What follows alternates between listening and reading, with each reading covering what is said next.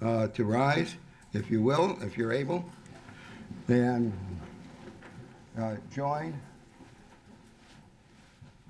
Mr. Kennedy and Ken Homeland in the Pledge of Allegiance.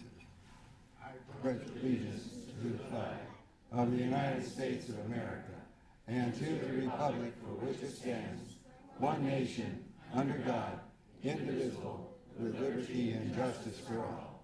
Okay, will you welcome the honor guard here? We have an honor guard from Palmetto High School.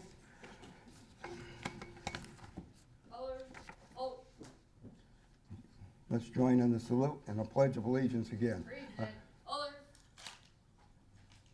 I pledge allegiance to the flag of the United States of America and to the republic for which it stands, one nation, under God, indivisible, with liberty and justice for all. Eric, Oller. Ryan, A. Forward, march.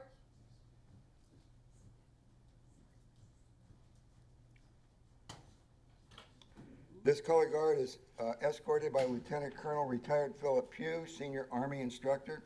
The members consist of Cadet Carly Green, Cadet Wendy Castro, Cadet Giovanni Valdonato, and Cadet Shayla Martin. Let's give them a round of applause. Thank you.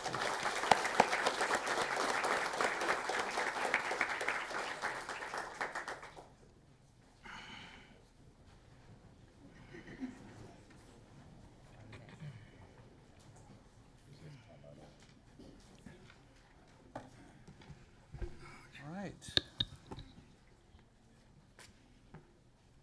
Mr. Board Chair, board members, and Superintendent Saunders, it's great to be here this evening, and we have a number of really special recognitions. And this first one is, as our school board chair, and I know as other board members know, was a really tremendous effort on the part of a lot of people to bring this together, and it's we consider it to be a great success. So Tuesday, September 17th, 2019 was Constitution Day in the United States, and to celebrate, the School District of Manatee County held a contest in which high school seniors were asked to submit essays on the topic of what the Constitution means to me.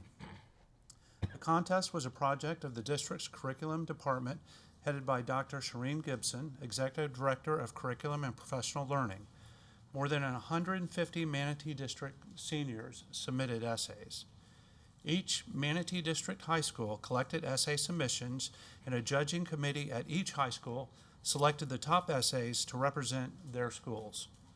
A 6-member community judging committee selected by the curriculum department then reviewed and ranked the submitted essays.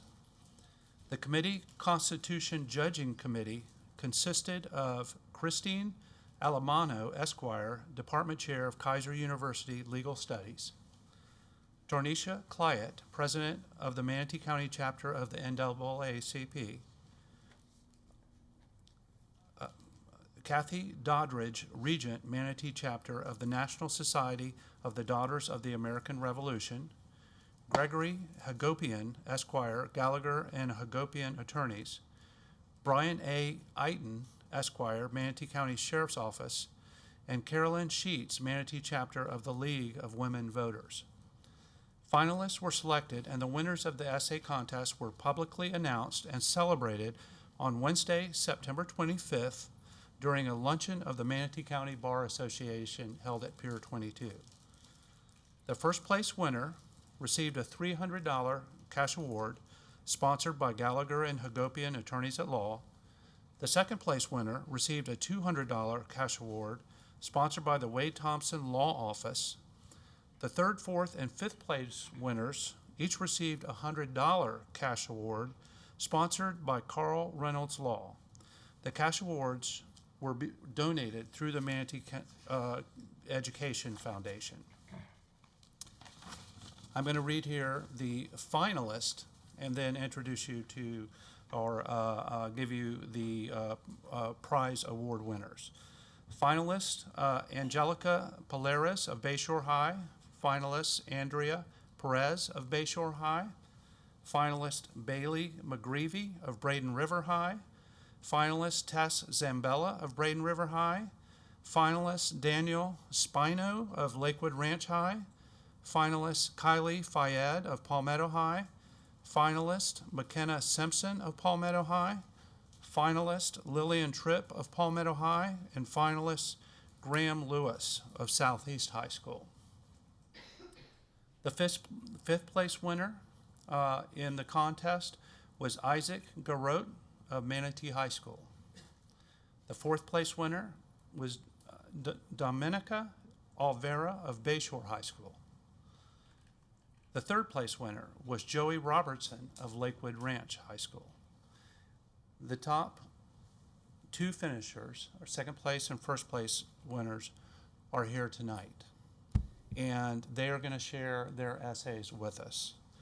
The first to share their essay is Mariette Tomlinson of Lakewood Ranch High School. So, Mariette.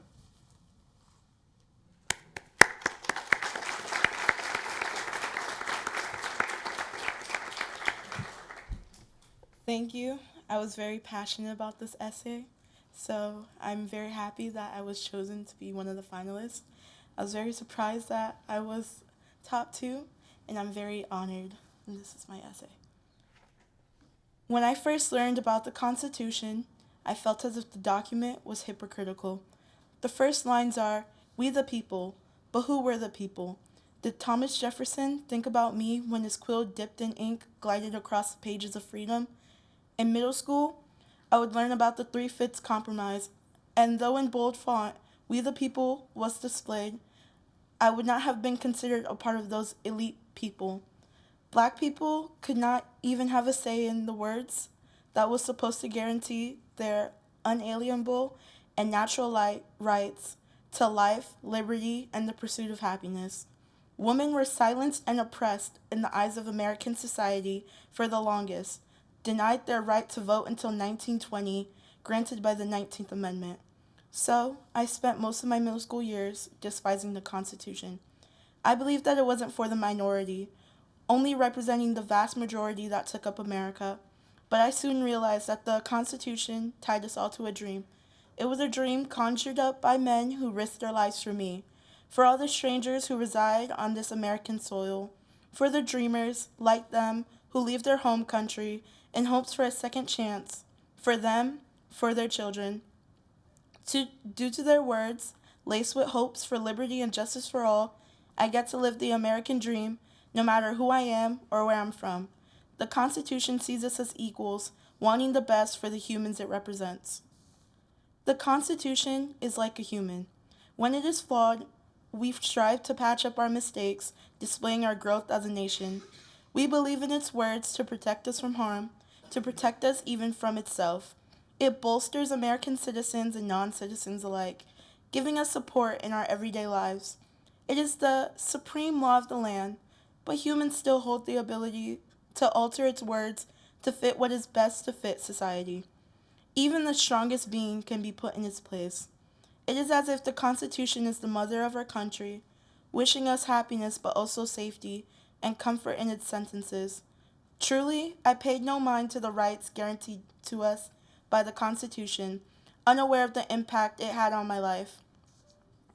My parents are Jamaican and not American citizens, and were more patriotic than I am to my own home country. I did not care about voting at 18 until my own father opened my eyes. People of color fought for my right to have a say in my representation. African Americans were not considered a whole human being, although they hailed to the same flag as the white man. Women were only seen as important in the kitchen and to make babies, and I had the audacity to not take advantage of the right all of these people wish they had in their lives. He would say, "I am not even able to vote," and they waste this powerful right on someone who does not care. Do you know how many people died for the right you are granted? How many people are denied that right to this day? I am thankful to the Constitution. There's nations of people who do not get to enjoy the luxuries I do today. I can freely speak against the Constitution with zero fear of persecution, whereas if in some nations you could be incarcerated or killed for one criticism against the government. I can be arrested and still be guaranteed my rights to a lawyer, a fair trial by peers, and to remain silent. I can be the vote that sways an entire decision, whereas some are under such strict control that votes are not even an option. To me, the Constitution is the bearer of my protection, of my guaranteed happiness, and of my dreams for a better future. Thank you.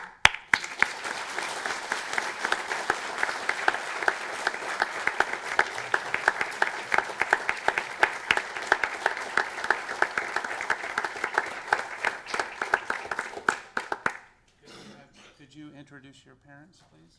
Yes, this is my mom, Novelette Tomlinson, and my dad, Mario Tomlinson.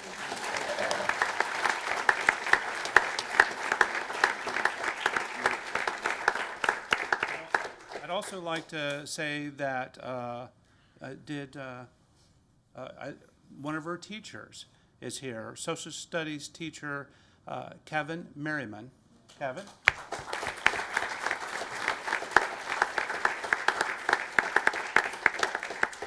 And Jillian Bieber, an assistant principal at Lakewood Ranch High School, is also here. So, we're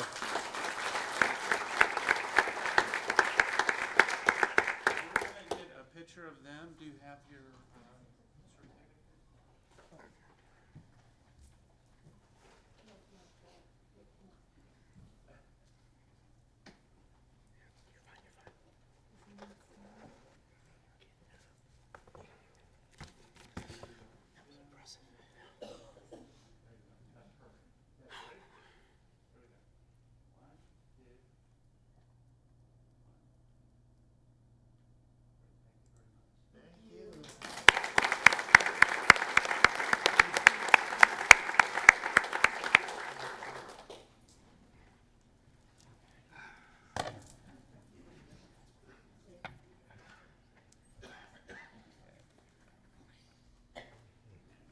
And now for the first place winner of the 2019 Constitution Day Essay Contest, we have Madigan Wilford of Braden River High School. Madigan.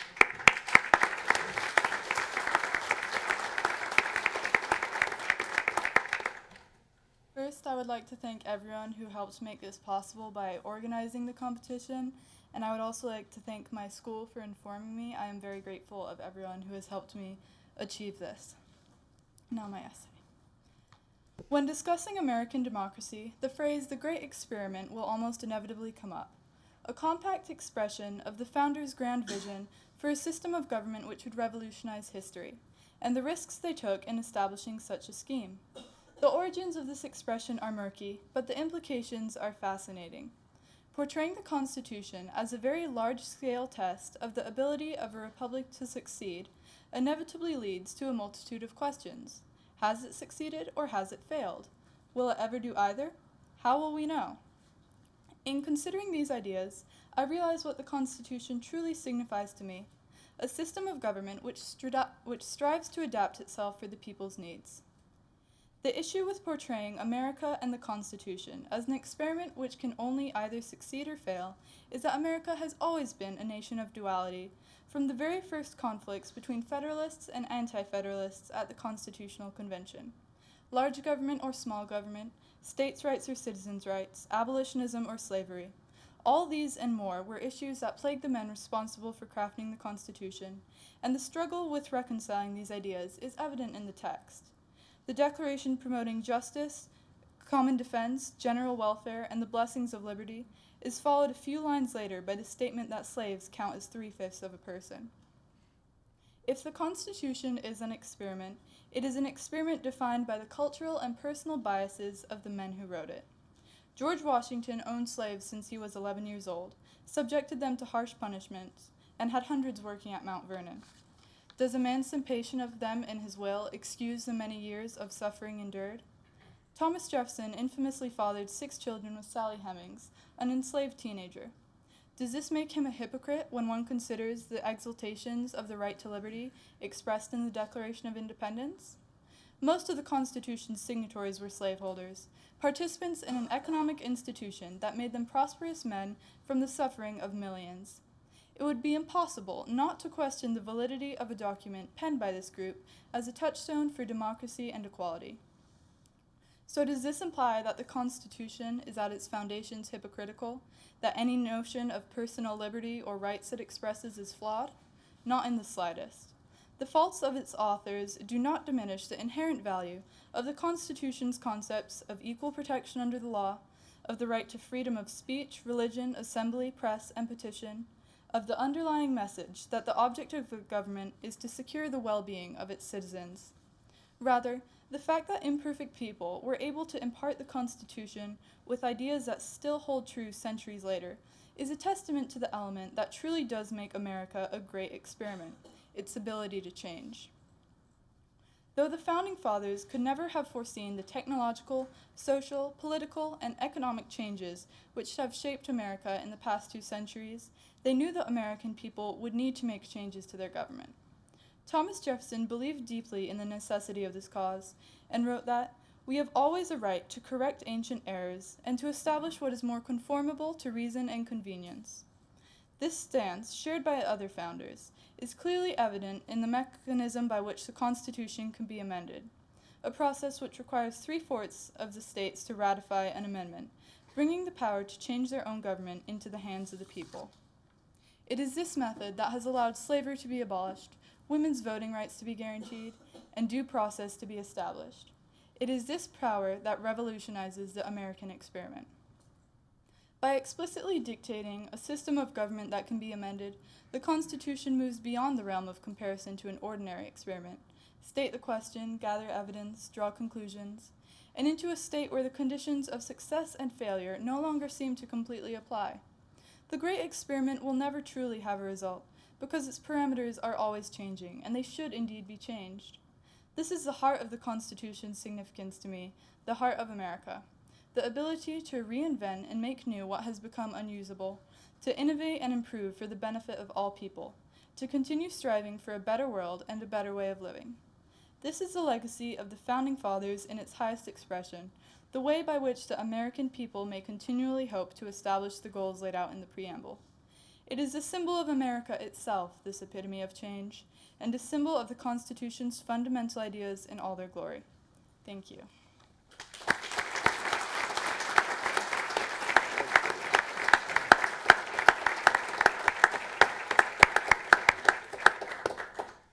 Madigan, could you introduce us to your... Yes, my mom is here with me, Chantal Wilford.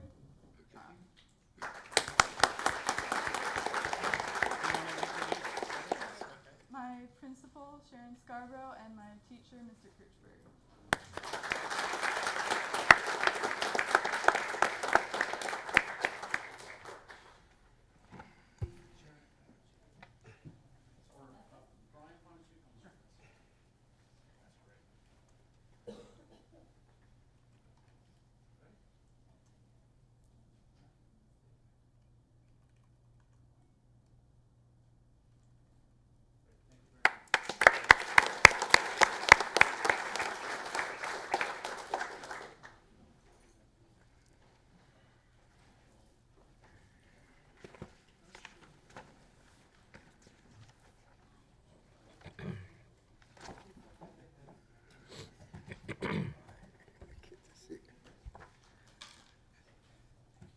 Good idea.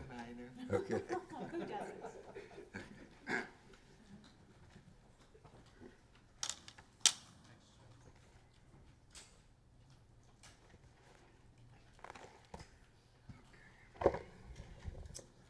Okay. We're moving right along here.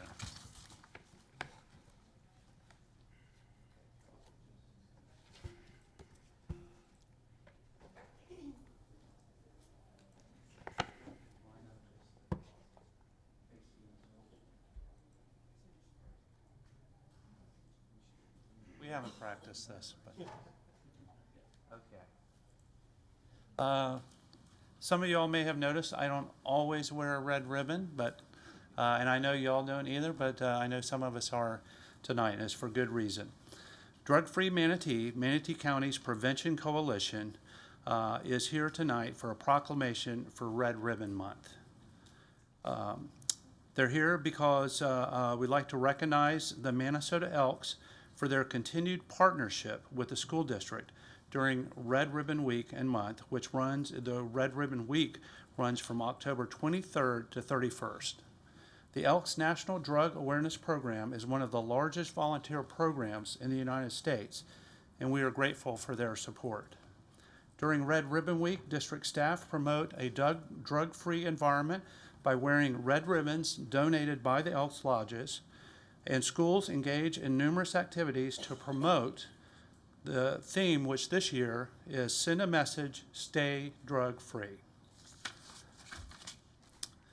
We want to say thank you to the Elks, and we have Elks represented here today by Jack Cantwell. He's the Elks District and State Drug Awareness Chairman, and he's from the Bradenton Lodge. Jack? Then we have, and I'm going to introduce you all at once since they're from the same lodge. We have Diane Davis, Ken Davis, Pam McDowell, and Dale Steinke. And they're from the Minnesota Lodge. And to say a few words, I'd like to introduce Jack Cantwell. So, Jack? Thank you very much. Good afternoon, and thank you for the opportunity to make this presentation. My name, as stated, is Jack Cantwell, and I am the Benevolent and Protective Order of Elks Florida State Chairman of the Elks Drug Awareness Education Program. I'm also a retired New York City police detective, having worked with both the NYPD Narcotics Division as well as the National Drug Enforcement Agency. The Benevolent and Protective Order of Elks, a fraternal organization founded in 1868 and now over 1,900 lodges strong, with upwards of 1 million members, is committed to reaching out to the youth of our communities regarding the destructive nature of substance abuse. Red Ribbon Week is a perfect example of activities that allow us all to educate the youth of our communities about the dangers of substance abuse. Since 1982, the Elks have developed an effective community-based drug prevention program by partnering with the community and federal agencies, including the Drug Enforcement Agency, the Office of National Drug Control Policy, Substance Abuse and Mental Health Services Administration, as well as others such as the Pride in Youth programs. These partnerships ensure the Elks Drug Awareness Program addresses the leading drug abuse issues facing us today. Elks know that the youth of today are our leaders of tomorrow. With that in mind, our Drug Awareness Program reaches out to youth of all ages and backgrounds. Through our 1,992 lodges in communities all across this nation, Elks are working with organizations like this to help combat youth substance abuse. Every year, the Elks Drug Awareness Program distributes more than 7 million pieces of anti-drug literature, plus untold numbers of red ribbons to parents, teachers, and children. These materials are primarily distributed through the program's 130 drug education trailers, which travel to community gatherings such as fairs and sporting events all over the country. It is the mission of the Elks Drug Awareness Program to promote constructive and cooperative approaches to the prevention of the use of illicit substances by the youth of our communities. This will be accomplished through education of students and parents and by assisting scholastic institutions with programs and materials. The School Board of Manatee County is to be both thanked and congratulated for its continuing commitment and participation in this most worthwhile effort. We thank you.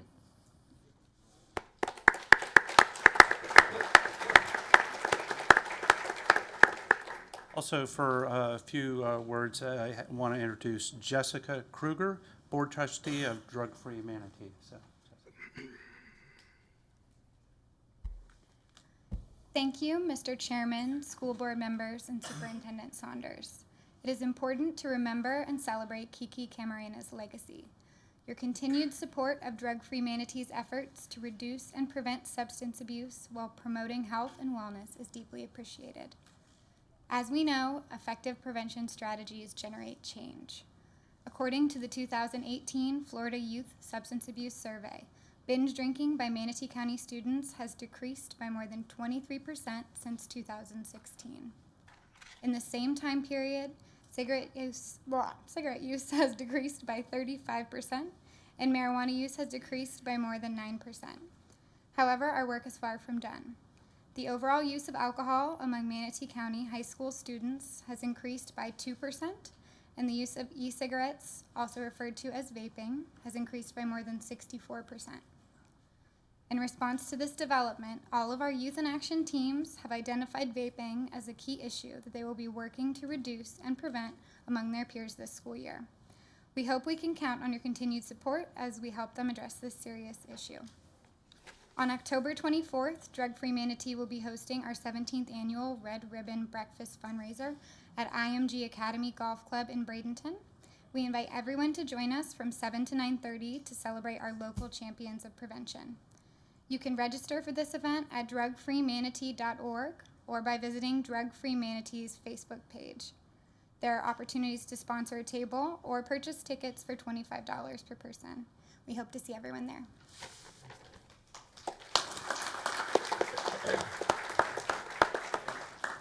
We now have a proclamation. I have this one. Okay. Want me up here or down there? Okay. Whereas excessive alcohol consumption accounts for approximately 88,000 deaths per year in the United States and is the fourth leading cause of preventable death, underage drinking costs the citizens of Florida $3.1 billion, which continues to be one of the most used drugs by Manatee teens. And whereas tobacco use causes 480,000 preventable deaths and e-cigarettes have become the #1 drug used by Manatee youth, and today's teens who vape are 30% more likely to use cigarettes in the future. And whereas the THC potency in today's cannabis is up to 3 times stronger than the cannabis of the 1980s, and the use of products that contain THC like wax, hash oils, dabs, or edibles are known to have concentration levels up to 95%, which disrupt adolescent brain development. And whereas 70,237 Americans died in 2017 because of a drug overdose. And whereas solving today's complex health and social issues effectively is beyond the purview of any one agency or organization, and working collaboratively represents a key opportunity for communities to create significant improvements in health outcomes. And whereas for every dollar spent on substance abuse prevention, $38 are saved in societal costs. And whereas the Red Ribbon Campaign was established by Congress in 1988 to honor the memory of Enrique Kiki Camarena, a drug enforcement agency officer murdered by a drug cartel in the line of duty, and serves as a catalyst to mobilize communities to educate youth and encourage participation in substance abuse prevention activities. And whereas we encourage citizens, businesses, public and private agencies, medical, religious, and educational institutions to participate in Drug Free Manatee's Red Ribbon Breakfast honoring champions of prevention at 7 a.m. October 24th at IMG Academy Gold Club.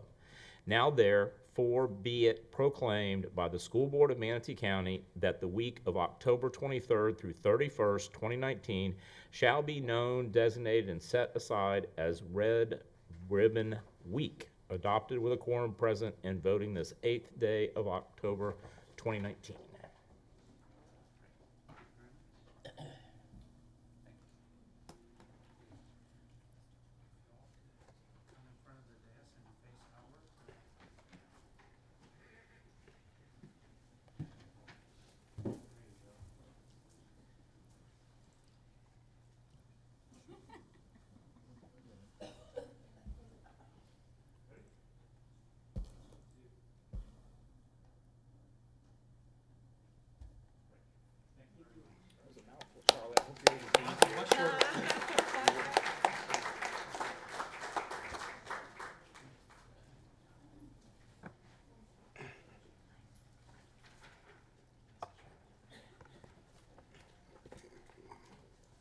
Thank you, board members. We have one last recognition, and just so happens, as I understand, it's Doug Wagner's favorite week of the year.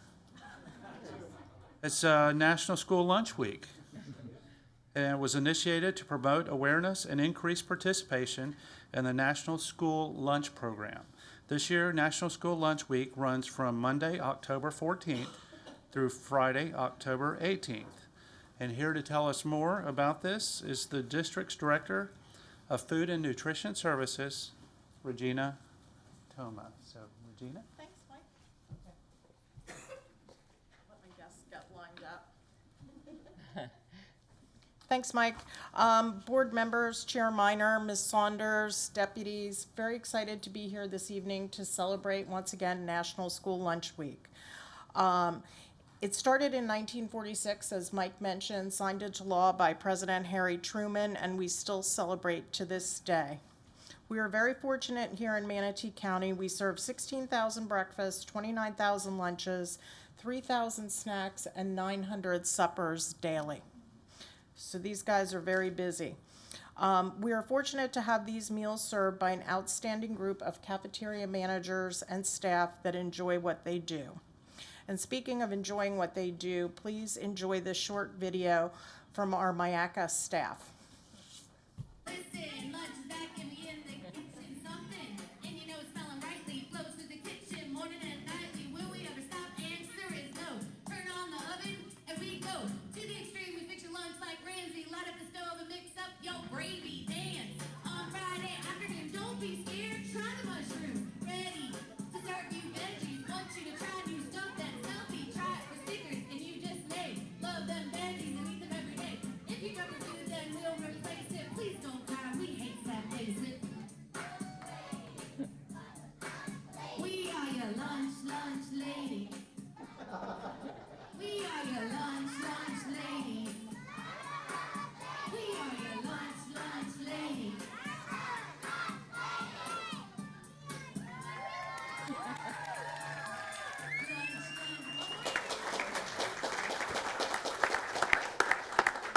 Besides working very hard, they do get to squeeze in a little bit of fun. So I wanted to share, every year we have some Diamond Apron Award winners, and our 2018-19 award winners are joining me this evening. The award is given to our staff members who consistently provide excellent customer service to our students. They display top-level teamwork and are involved in their school and community. From Braden River High School, Myra McCrae. From my McNeil Elementary, Peggy Jordan. From Palmetto High School, April Godfrey. From Samoset Elementary, Bobby Joe Darling. From Southeast High School, Anna Baraja. And one of those Mayaca people, Michelle Bailey. And last but not least, I want to introduce our Palmetto High cafeteria manager, Linda Party. I could say she's our longest serving manager, but we actually have one manager that beats her by about 2 weeks, and she would never let me live it down if I said Linda was with us the longest at 36 years. Wow.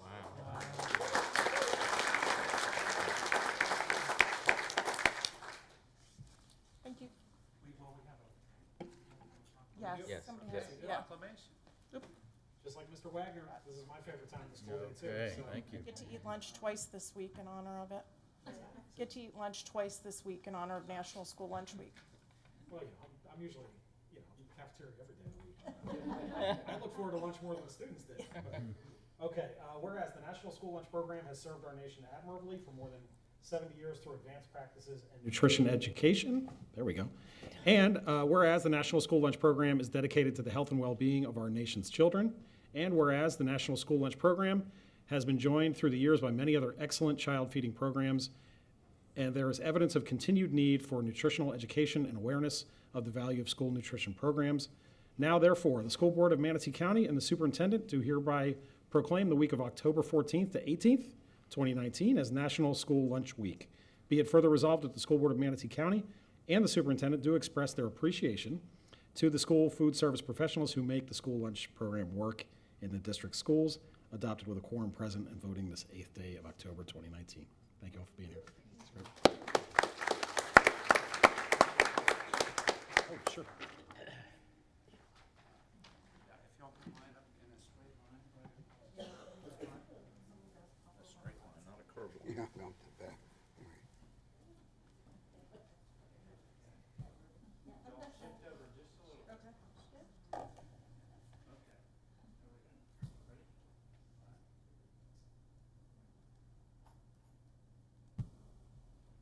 Thanks, Thank you all.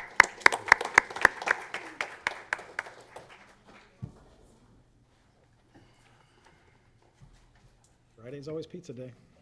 It wasn't last Friday. I can tell you, with my 4-year-old. No. It was chicken tenders. This chicken nugget Friday. She was still okay with that.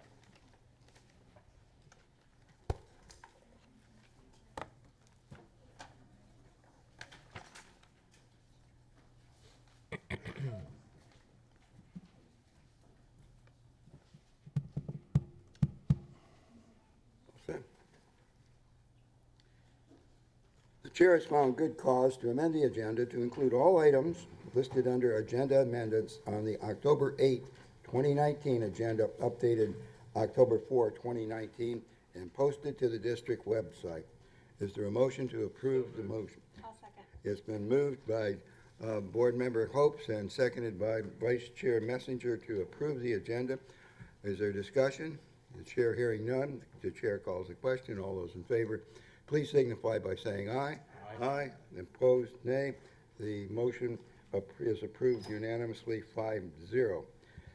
Next on the agenda is a report of the annual cash and investment report from Heather Jenkins. If you would please come down and share your wisdom and information with us, we'd appreciate it. Thank you very much. Good evening, board members, staff, and community. This evening I have with me David Jang. He's with Water Walker Investments, and he will be giving you a presentation about all of our investments.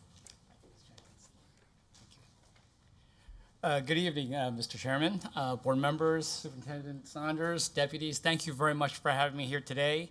My name is David Jang. I am the district's investment consultant, and I'm pleased to tell you, go over your fiscal year-end investment report as of June 30th. And we cannot talk about this unless we talk a little bit about the economy. You've been hearing the news a little bit about how we might be going into recession, and I find that very hard to believe because the economic numbers have been very good for this year, except things are beginning to slow down dramatically. And I cannot talk about that unless I talk about consumer loan growth since 2003. On here you see the black line, which is what we call mortgage debt. It's housing. So you saw in the peak of the Great Recession in 2007, that peaked, came back down. But the one line that I want to show you is the non-housing debt. That's a yellow line, and it stayed pretty level from 2003 to 2012, but since then it has grown dramatically. And what are those components of the non-housing debt? First and foremost, I want to tell you is a lot of people are graduating with college debt. That is not, and it's something that we need to pay attention to, because if you see on the lower left-hand side, student loans have grown from slightly over $250 million in 2003 to now almost $1.5 trillion. So student loans account for the largest total balance of the three non-housing debt components that you've seen. The other one is automobile loans. Okay, as you see in 2012, demand for new cars coming out of the Great Recession. You see a surge a corresponding surge in loan growth. The one thing that concerns me, automobile loan terms have increased from usually 36 to 60 months to 72 to 84 months. This is another example of what I call middle class stress. The third one, credit card loans. If you notice in 2009, credit card debt decreased quite a bit, not because consumers paid down their credit cards, because banks charged off those balances. But now it's starting to creep up a little bit. But steady employment growth and wage gains have contributed to consumers taking on more debt.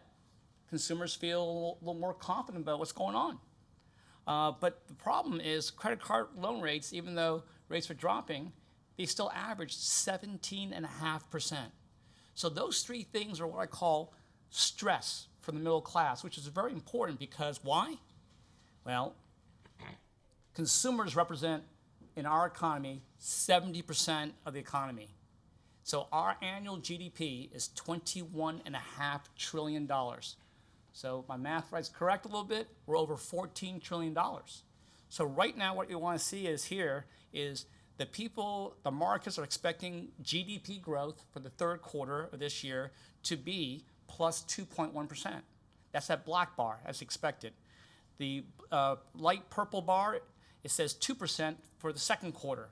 If you look to the right of that dotted line, consumers are expected to contribute 2.5% of the growth in the third quarter. The other four components combined is negative 0.4. That is going from left to right. Corporate investment is going to be 0.8% plus. Government spending is expected to decrease 0.3%. Net inventories, that's just basically companies not producing anything. That's going to have a negative 0.8%. And then net trade, because we import more than we export still, that's going to be a negative 0.1%. So that's why I'm a little concerned about what's going on. I don't think we're going to go into a recession, but we do see a slowdown, and that's why the Federal Reserve has lowered interest rates in both July and September.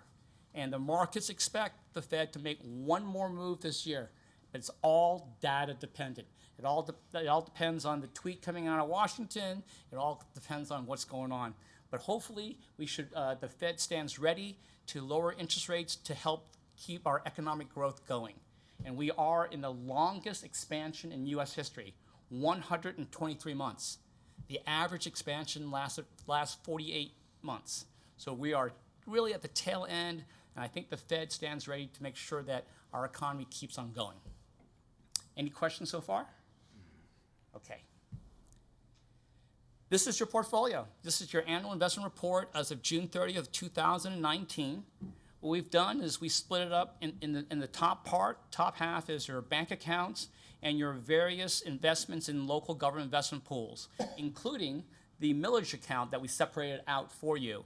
So as of the end of June 30th, 2019, you had $138,682,257.73. Of that, you earned interest income of $3,546,007.51. We separated out your sales tax revenue bond on the bottom, $32 million, $32,238,240.56. There's fiscal year income for 2019 on that account, $1,452,387.74. So the district ended the school year at $170,920,498.29, and you earned $4,998,395.25. Very good. Your average annualized return is pretty good, above roughly around 2.48%. So you've done very well. The benchmark was 2.24%. That is the S&P 30-day local government investment pool index. And that's why a lot of your investments are in local government investment pools, because we want to match according to your benchmark. And you exceeded that by 10%. So well done to the finance team, well done to the board. Congratulations. Any questions? Okay. Then the next page here, these are your characteristics. I want to show you that you're very well diversified. If you look at your Bank of America and JP Morgan Bank, roughly 11.43% of your reserves are in the bank account. That is also in the state of Florida. All banks who take the district's funds has to post collateral with the state of Florida. So your funds are protected even more. Then you have investments in the Florida Prime Fund, which is run by the State Board of Administration. You have money at the Florida Palm, which is that's the local government investment pool sponsored by FSBA and FADS, which is your Florida School Boards Association and Florida Association of District School Superintendents. You also have money in Florida Fixed Income Trust and Florida Class.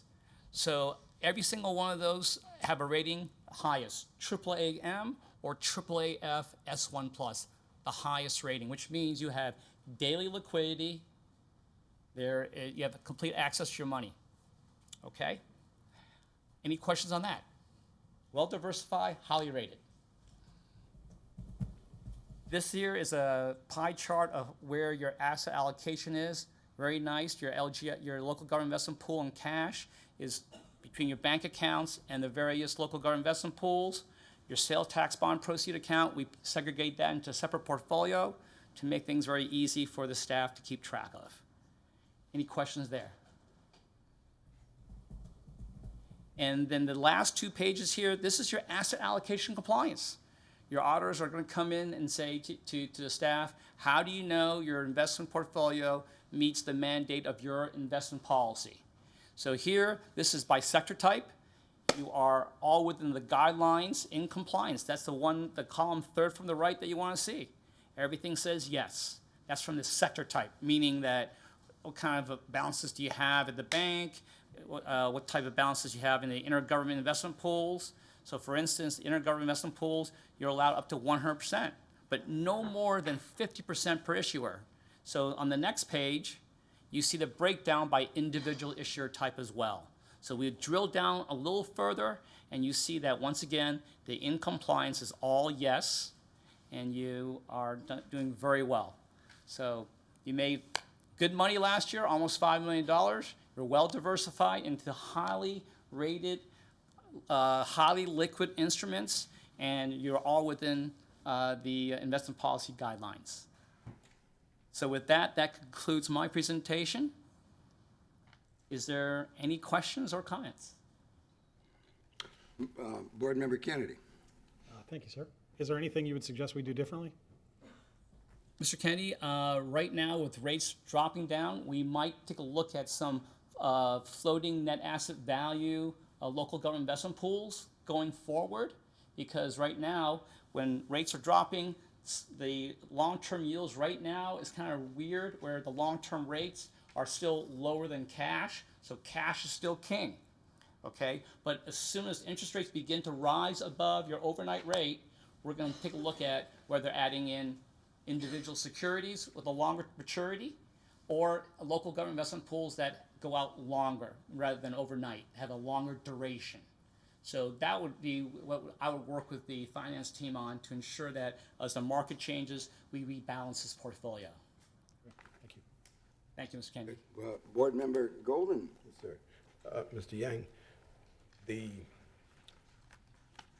return on investment for the local government investment securities, Yes, Mr. Golden. are they lagging or leading indicators of the recession that you think will not take place? The question is, the local government investment pool rates, are they a lagging or leading indicator? I don't think Of there's the a recession that you said Yeah. you don't think is going to I happen? don't think so. So right now, to say where interest rates are going, right now, because long-term rates are lower than your overnight cash rate, the market expects a slowing of the economy, possibly a recession. I don't see it, okay? But the fact that the long-term interest rates, overnight rates right now are as high as 10-year U.S. Treasuries. Okay. Even more than that, I think, after today. So did I answer your question? Well, I guess the only follow-up that I do have is that if you are wrong, and then I'll say the same thing that Mr. Kennedy asked, do we need to be prepared to change? And do we have the liquidity to change quick enough to minimize the impact of the recession that you don't think will happen? Right. So to answer your question, does the district have the liquidity to move in a different direction should the market dictate? Yes. Absolutely. You have daily access to all your funds here. Okay. Thank you. Thank you, Mr. Golden. Mr. Chairman? Okay, Board Member Hoax. And Reverend Golden, I mean, that's a good question. Actually, both Mr. Kennedy and Reverend Golden, as you may recall, I'm a trustee of Florida Palm, and we just had our board meeting, I think it was about a week ago, and looking at it, and looking at balancing or shifting, because we have two primary investments. One are longer term for investors that don't want that shorter liquidity, the daily liquidity, and then it's balancing it. And with regards to, I mean, I can tell you based on what I have seen, I mean, we have a not only a diversified investment portfolio, but it's pretty predictable and very, very secure. And as we move through our capital planning and our fund needs, then we can look at, shifting some of it around. But as you can see, I mean, our performance is really pretty remarkable given the fact that we have daily access to all these funds. Okay, thank you, board member. Thank you, Dr. Hopes. Any other questions? Thank you very, very much. Thank you. It's a great report.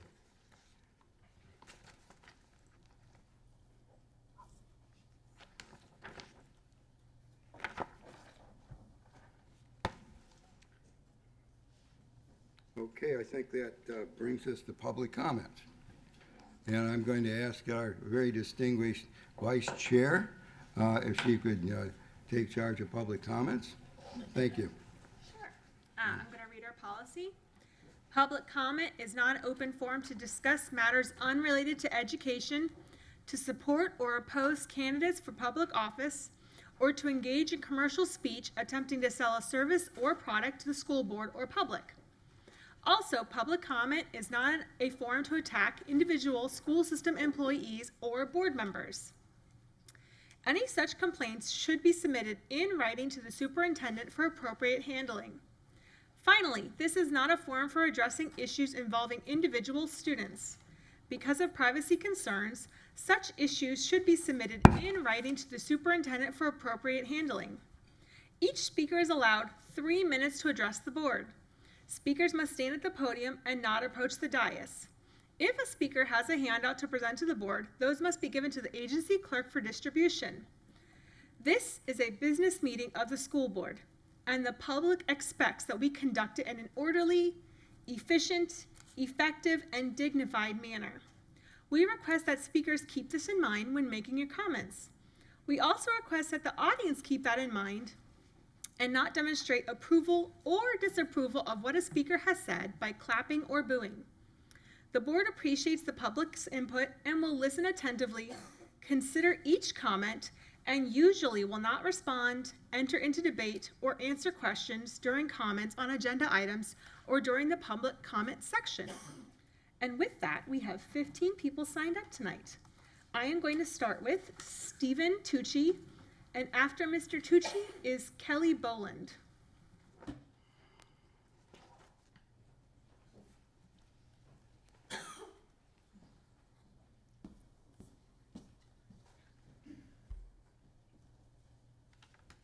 Hi, good evening.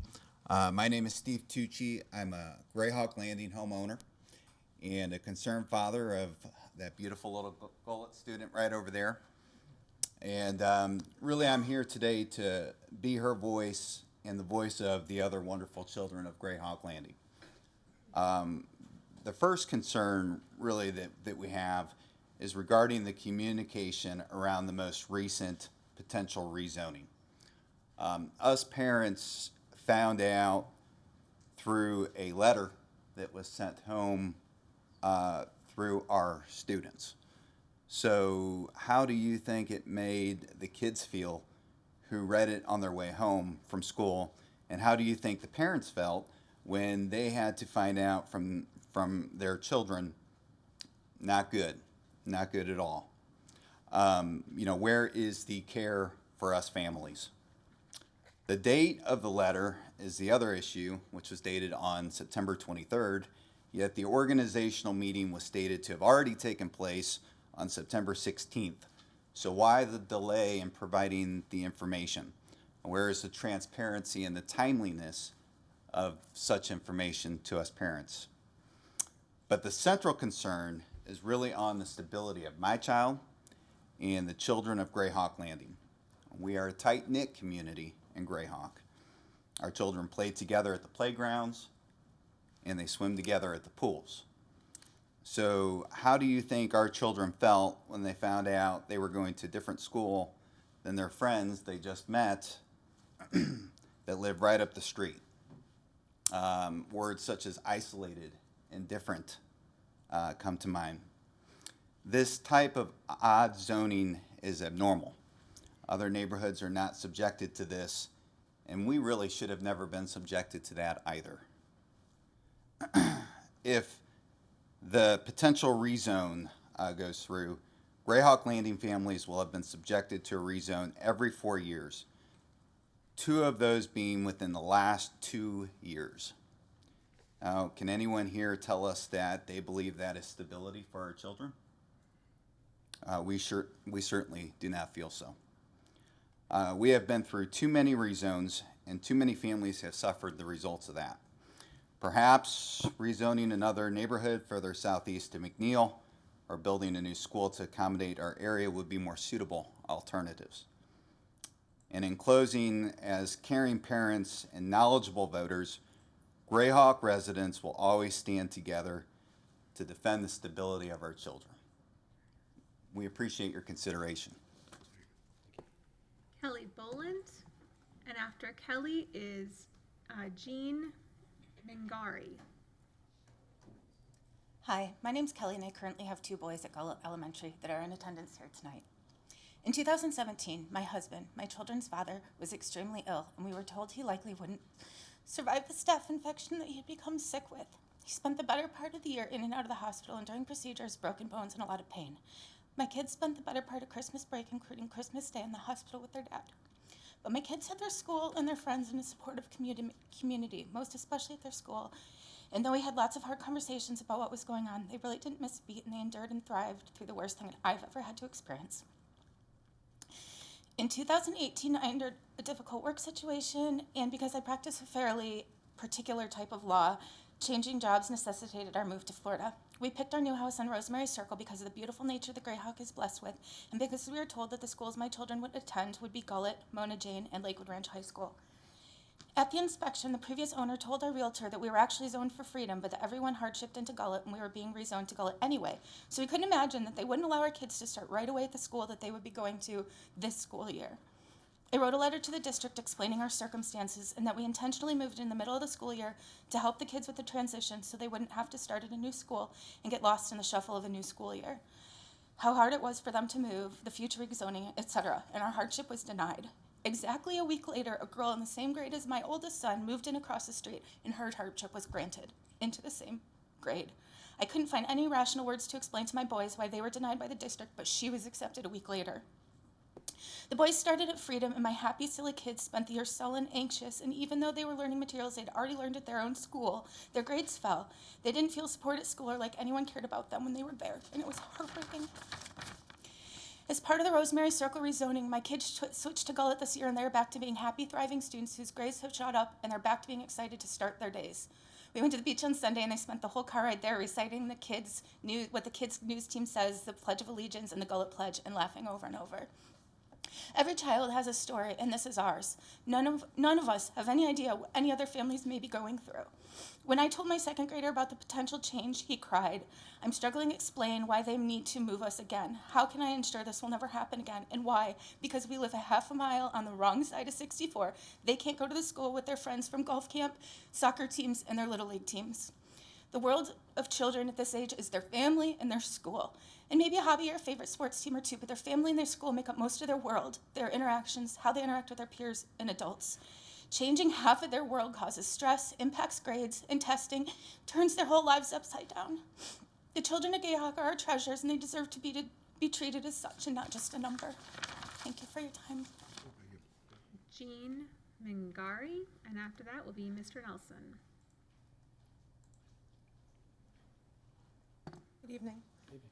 My name is Jean Mangari, and I'm here tonight because I'm concerned by decisions that are being made in regard to my children's education related to the school realignment for my neighborhood, Greyhawk Landing. The schools that Greyhawk Landing is zoned for were the top factor in my family's decision to move here. This move was part of a 10-year plan. We sacrificed on commute time to work and pinched pennies to make this move for the good of our children. As I understand it, the board is trying to fix an overpopulation problem at Gullet. The size and enrollment of Gullet was known when plans for the developers of new neighborhoods sought approval to build. I don't understand why the fix being considered is to give preferment to children in newer developments, some still in progress and some further away. I would like you to know, as a parent, that the communication regarding this process doesn't have the appearance of being any better planned than the previous decisions that created this situation. Starting with the poorly written letter, short on specifics, that was sent home in the hands of my second grader, who was perfectly capable of reading. This letter, which advised of an organizational meeting to begin a process on a date already passed, and with no details as to what exactly was under consideration. The letter was so nonspecific that I thought it was something sent to all Gullet families, and that more information would be forthcoming, but not everyone received this letter. This is then a targeted notification of a decision already made, a decision made with no effort to involve the families impacted by this issue. A major decision being decided on in less time than it took my family of 5 to plan my move and my children's future. I understand the committee was given very limited choices to work with. I further understand that this committee was selected from only neighborhoods that could not possibly be impacted by the topic to be decided on. It feels to me that a decision was made at a higher level, and the committee is but a brief nod at a process guided to a predetermined solution. Why was Greyhawk not represented on this committee? It feels like very little consideration is being given to the impact to the children by this planned rezoning. I would like to ask that the school board include representatives of Greyhawk on the committee working on this situation before considering any proposal as is planned in your next month's meeting. I have received conflicting information as to whether existing students will be allowed to stay through the end of their schooling at Gullet, and this also concerns me greatly. My child is not as resilient as some, prone to anxiety, and takes changes hard. He has previously been forced to change schools, as others in our neighborhood have also been through, and he wonders what he has done wrong, that he is being moved. I would like to ask the board to put something in writing that assures my child's place at the school I intended for him to attend when I made my plan. And I'd like some transparency. Thank you. Thank you. Mr. Nelson, come on down, and after Mr. Nelson will be Lewis. Chairman, Mr. Minor, and board members. Let me get through this last name. Okay, you're talking. Sorry, Louis Mahiquez? Mike, oh, look at me murdering that. I'm so sorry. Sorry. Greeting all. And I'm Norm Nelson. I'm a citizen. And I'm giving you a 2-page handout this time. And this afternoon, you had a discussion regarding a $20 or $23 million project, which made question. And you had a lot of discussion on whether it was worthwhile or you had to change it or take a pause. Well, I have the same kind of information. On the sheet that you got is my spreadsheet you've seen many times. I've added to it. And with that, if you look at your 2019-20 budget, which you approved, it's numbers from that budget. And if you look at the individual budget pages of the 4 funds that you talk about, you'll see that the total is $727,454,591, or roughly $727 million. Now, if you look at your budget page, which is attached, what does that tell me? On page 2, it tells me you're going to spend 775, 375, and 435. That leaves me with a question of you.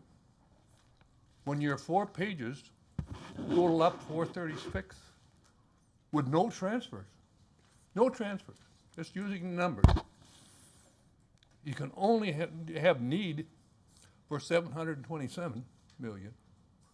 Why would you authorize 775 million? That's a difference of $49 million. Now, you spent a long discussion on 23 million. I'd like to hear an answer to this question. Why you authorize that amount of money when your need is only 727? Thank you. Thank you. Lewis, I'm not going to try it again, so you just come on down. After Lewis is Desiree with the same last name, so once again, I'm not going to try that one again. Hi, my name is Louis Micus, just like it's spelled. For the record, let me spell that out. It's all good. No one's ever gotten it right. I've been in Greyhawk for 10 years now. I have 3 kids, a 9, a 7, and a 4-year-old. pretty much probably know why most of us are here. But amongst a lot of the things, one of them specifically in the process, talking about the zoning committees, you've heard that touched upon, but there was originally, just specifically as far as we know it, there was originally a sign-up sheet, almost set up as, I don't know what it was, but to cover up the fact that it was hand-selected. For all the members that were there, this sign-up sheet was never really enacted. Afterwards, the principal actually hand-picked the members. Not one parent representative from Greyhawk, or impacted community for that matter, was on that committee. On the current, as of the current committee members, after speaking in depth with them, they were steered towards very specific outcomes. In other words, they were not left with all the options that were available. There were schools that were undercrowded, and that was almost seen as, well, that's untouchable. You can't look at those. That makes no sense. However, other committees who had representative members were able to think outside the box and consider those schools. So I think we really need to look at that process to be considered, and really maybe even reform those and address those before the next meeting. Thank you. Desiree, and then Don Russ.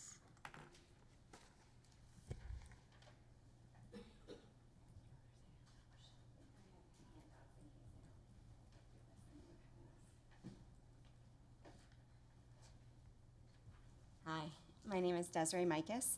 I've been a homeowner in Greyhawk since 2009, and I'm a mom to 3 wonderful kids, a 4th and a 2nd grader currently at Gullet Elementary School, and a VPK student. I'm not only here as a concerned parent, but also as a mental health professional, because of the choices that you will be making in the upcoming weeks. They will impact our kids. Reverend Golden so graciously met with a group of us. He said 2,000 earlier, I think it was a little less, last week. But he said one thing repeatedly, and it really stuck with me. He said that Greyhawk needs to share in the pain. And I am here to say that we have in many ways, but I'd really like to share one very personal way in which we shared in the pain. You guys have heard previously tonight about the letter. So after the letter came home, instead of sleeping, this is what my daughter was doing one night. This is her letter. Dear Mom and Dad, I feel very overwhelmed about the whole switching schools problem. When I got my letter, I was scared and very upset, and I didn't want to leave any of my friends behind. But at the same time, I don't want to let my little brother down. My friend told me the letter said that we would move schools in 2020 and 2021. Alexis is not moving and said that school won't be the same if she can't play with me. We both think it's very unfair. Why did Gullet choose Greyhawk? What did we do? I have been there since kindergarten. I really wanted to go to Epcot and do the 5th grade play and parties with my friends. I had really been looking forward to it. What if Freedom doesn't understand that I must have a nice teacher who doesn't yell and that I need extra time? What if I don't know anyone in my class? Are the rules at Freedom the same? Do they have gifted? Do I go to Mona Jane or Hale? Will I ever see Alexis or Anna again? What if I start pulling out my eyebrows again? If we don't switch schools, will Drew, who is her 4-year-old little brother, be by himself? Will he be lonely and sad? Will I be late if you have to go to 2 schools? Why can't we stay? Love, Alex. We have and are sharing in the pain. We are simply asking that our children are not forced to bear the weight of this on their shoulders alone. Thank you. Dawn, and after Dawn is Becky.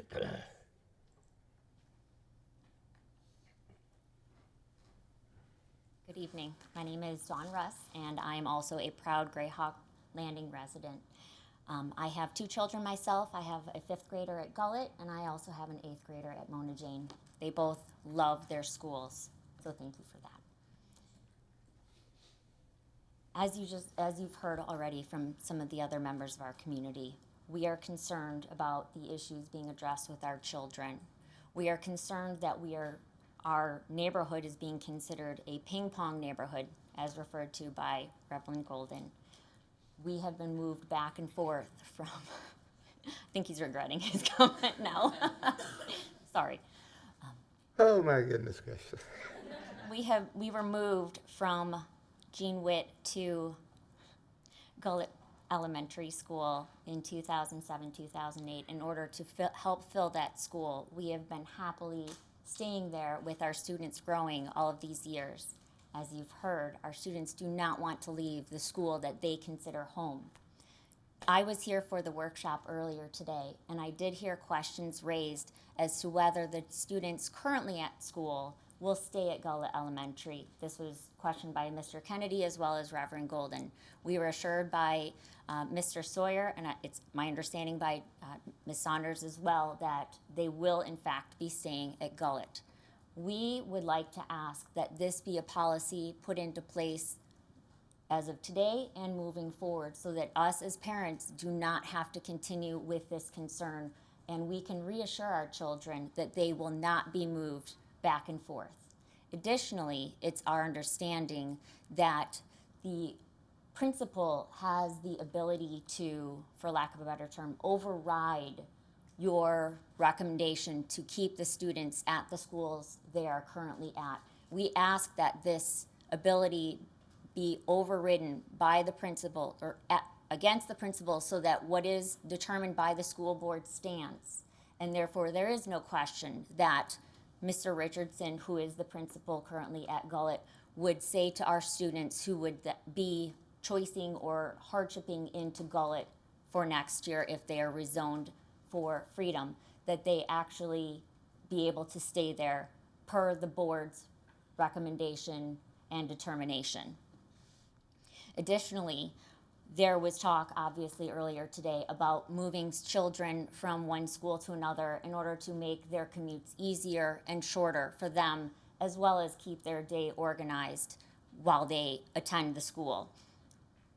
There was one school that was not addressed as to taking on new students, and that was McNeil Elementary School. As you all know, it is located out where there's a large addition of new homes and apartment homes being built. We ask that you consider the new open seats being given or the priority given to McNeil School now that many students will be moving up to Myaka Elementary School. We ask that you consider McNeil. Thank you. And then after Becky is Annabelle McCrum.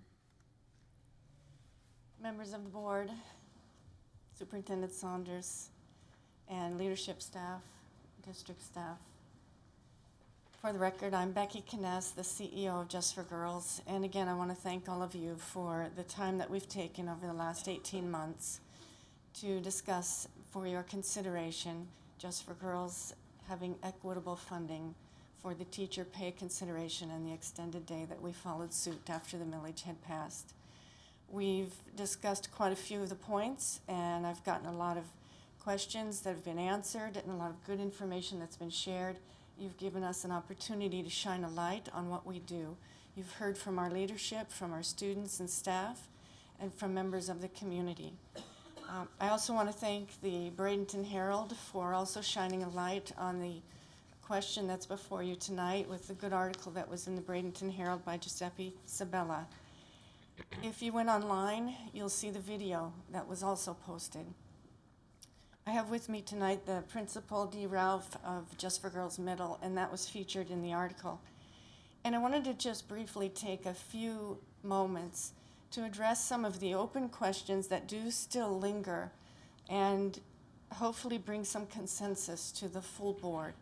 Chairman Minor, you expressed some concern about whether we are a public school, and I did consult an attorney with a government specialty to help clarify the understanding of the difference between public and private. We are a private nonprofit organization established for charitable purposes. We are providing a public educational program through your district's dropout prevention department for alternative education. These are girls who are at risk of dropping out. They have demonstrated some concerns that caused them to fail in a traditional school setting. One size does not fit all, and they need this opportunity. We were approached by the district to provide alternative education 25 years ago. It was the district that suggested that we convert from a charter school for our elementary to alternative based on the demographics of the students we serve.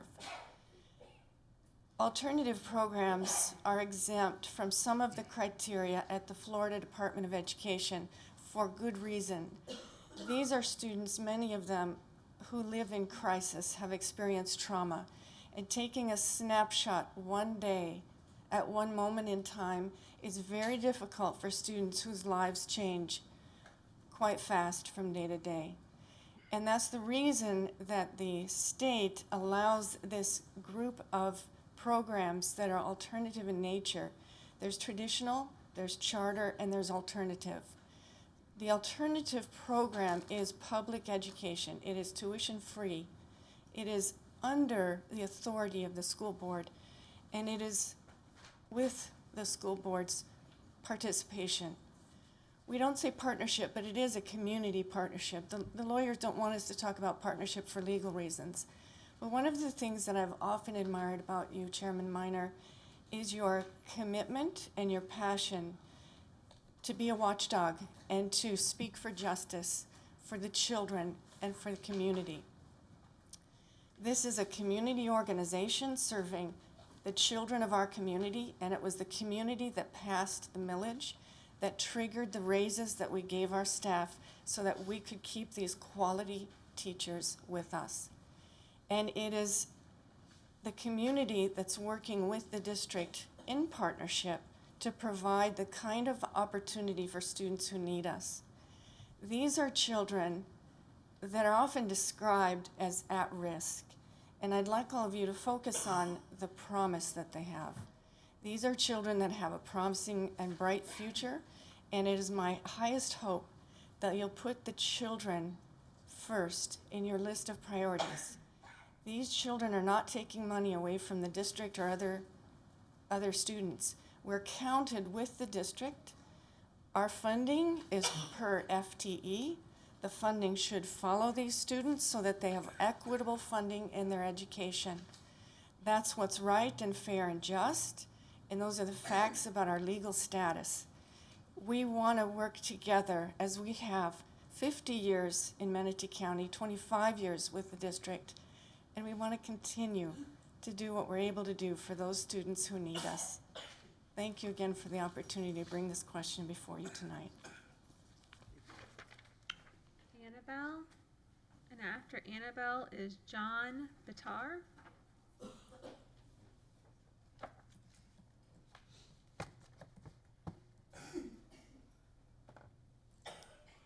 I went to Just for Girls for middle school after having moved from Orlando. I had lost my love for myself. I was diagnosed with anxiety, depression, and PTSD. I was 11 years old. I cried every single day. I had gone through so much trauma. My nightmares were so violent, and it followed me into daylight. My mom had taken me in. She didn't really know what to do. Mother's instinct knew to protect her kid, and Just for Girls was the best choice. The classrooms are small. I had come from a school with 3,000 kids. These teachers knew my name. They knew how to work with me, one-on-one. That, combined with the leadership of my principal, I always had someone I could go to. They could see that something was wrong. They knew. They could see that I was lost. I was so lost. I thought, I'm so far gone. Me, the inside of my head, was so dark and so morbid. I thought I'm better off dead.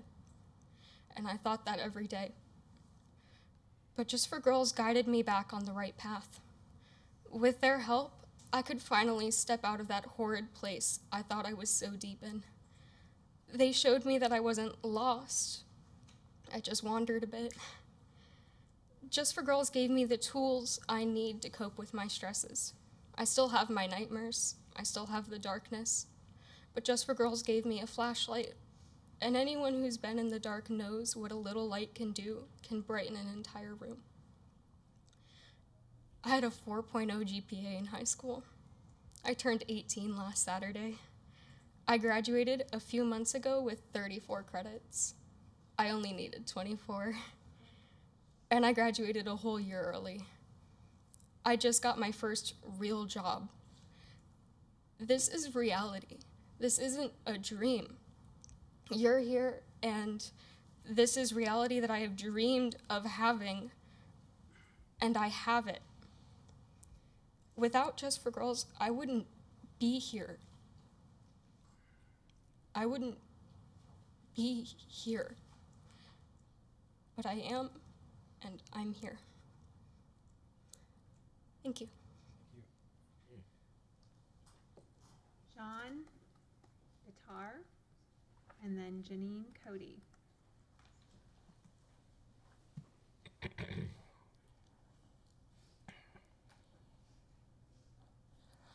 Good evening.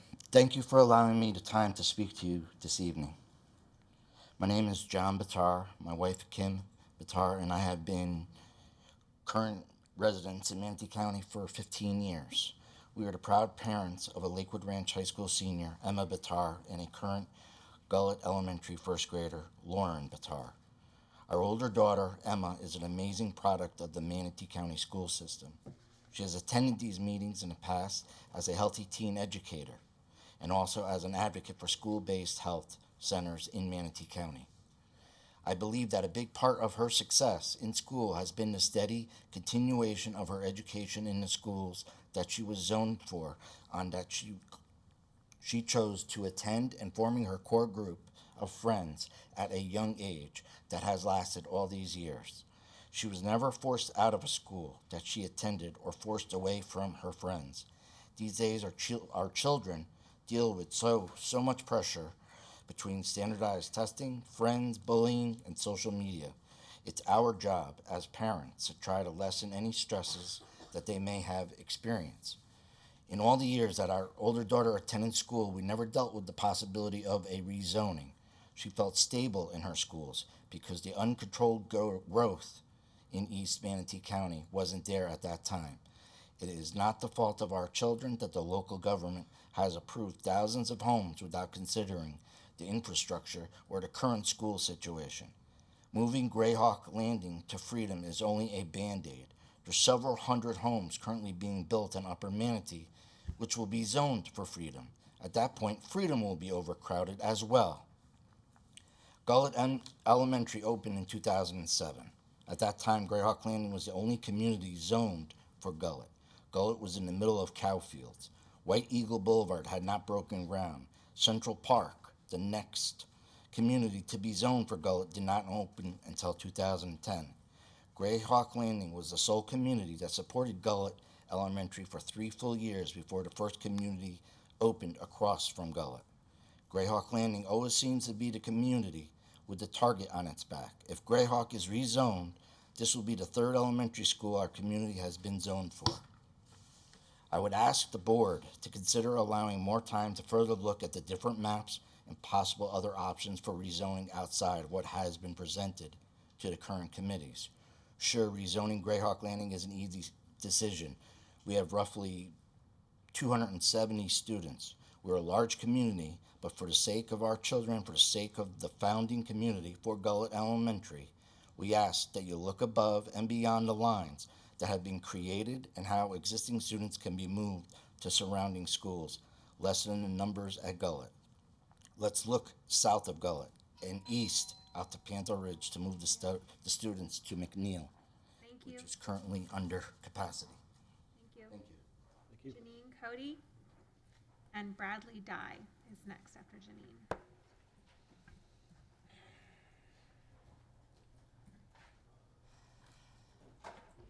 Hi, my name is Jeannie Cody.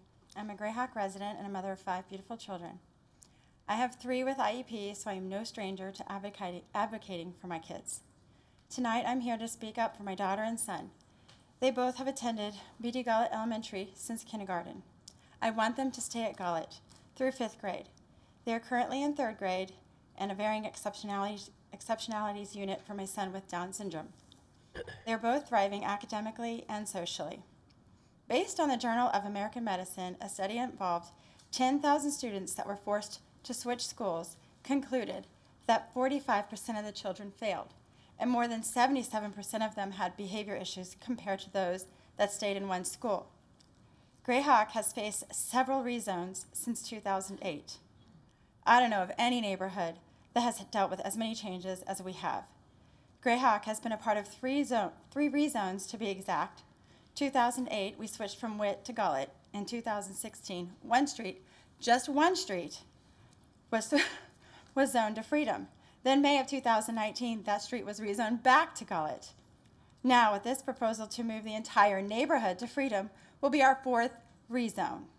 It's time to stop kicking the can down the road and using Greyhawk as your pawn. Give Greyhawk stability. The growth out east is happening at light speed and the schools cannot keep up.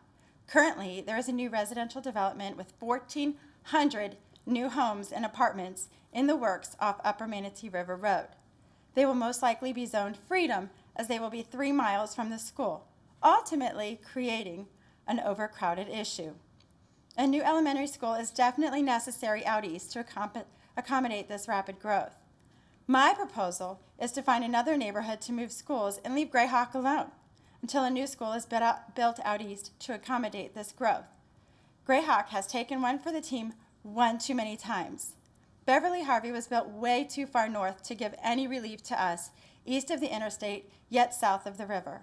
I suggest you find another community in the southeast area that can shift into McNeil Elementary.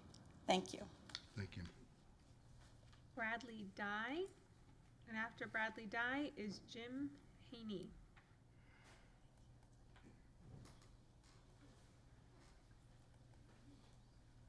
Thank you. My name is Bradley Dye. I'm here for some guidance. I work for a company that has been targeting school buses.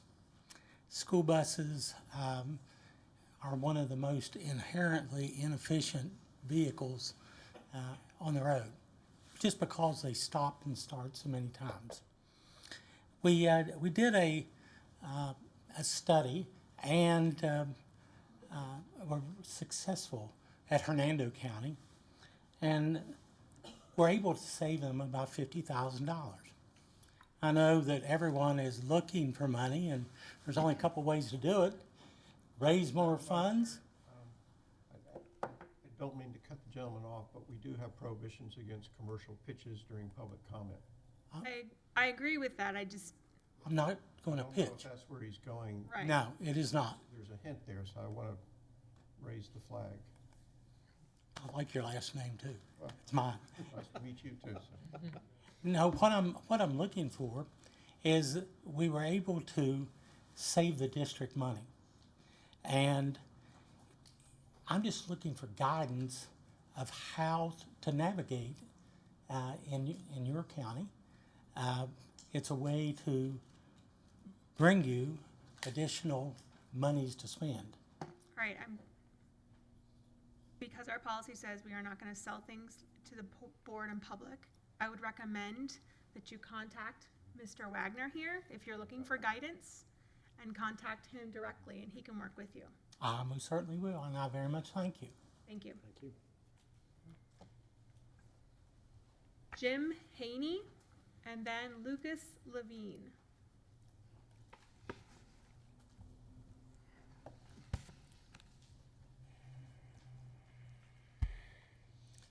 Good evening, and thank you. I am also a concerned Greyhawk Landing parent. I won't take all my time. I can make this quick because, quite frankly, I'm going to repeat a lot of what everybody has said already.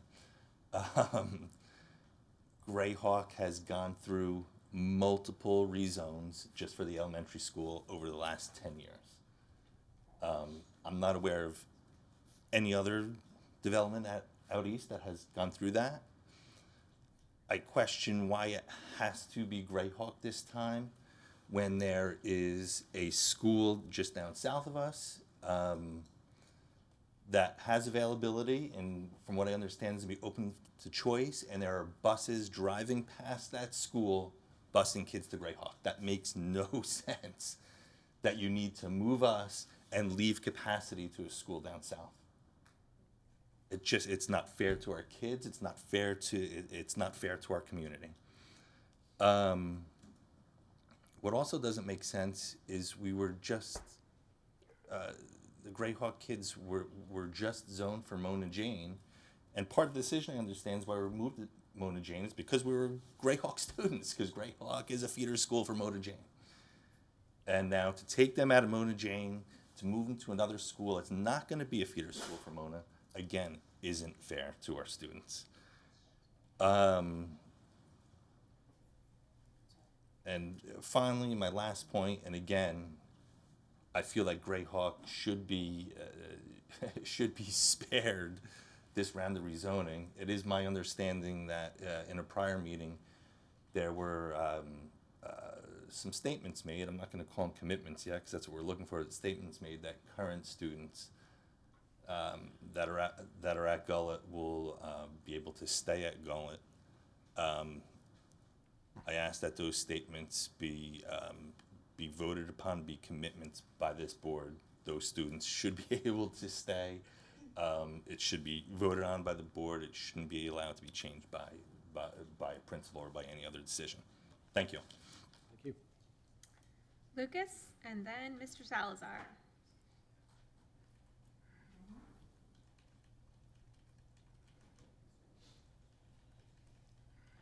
Good evening. I'm going to speak off the cuff. I'm Lucas Levine, father of 3 children, 2 at Gullet, 1 in 1st grade, 1 in kindergarten.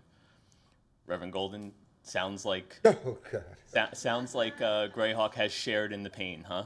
Yes. I mean, how many times do we have to be rezoned?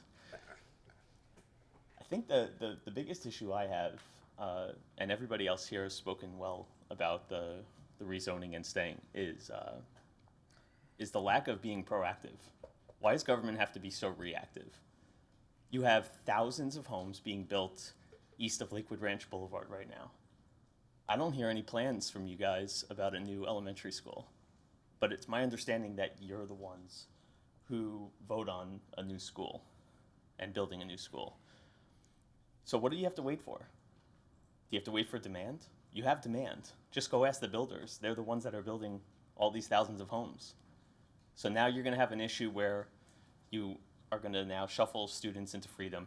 You're building all these new schools or these new houses that are going to go to Freedom. Now Freedom's going to be overcrowded. Can't keep shuffling kids around. You got to build a new school.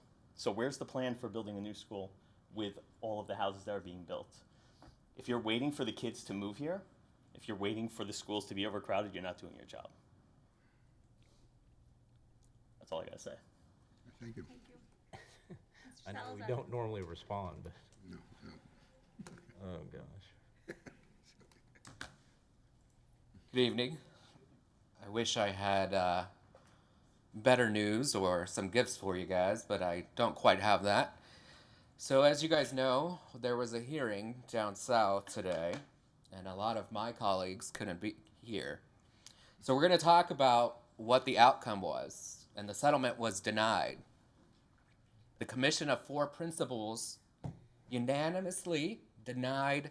Can you stop for 1 minute, Mr. Dye? Is this allowed since this is an ongoing issue? It's public. It was public information. I'm just asking Mr. Dye. Yeah. I know it. I know that. I'm just asking Mr. Dye if that's because it's now an ongoing. He can speak about what happened. I recommend nobody respond Sure. because we don't know where it's going to go. Right. That's my only point since it's an ongoing. But yeah, my advice would be to the board to not engage, but if the gentleman wants to speak, I don't see any reason not to. Thank you. All right. So, 4 principals voted to unanimously deny the settlement. They want the fine raised, they want her license suspended, and they want her in an ethics class immediately. Yet somehow, 3 of you board members, Mr. Minor, Reverend Golden, and Dr. Hopes, thought that this was okay. Well, those principals didn't think so. That commission didn't think so. These students didn't think so. This community didn't think so. and we didn't stand for it. So now those students that were marginalized and are vulnerable children are finally getting justice. They're finally getting justice.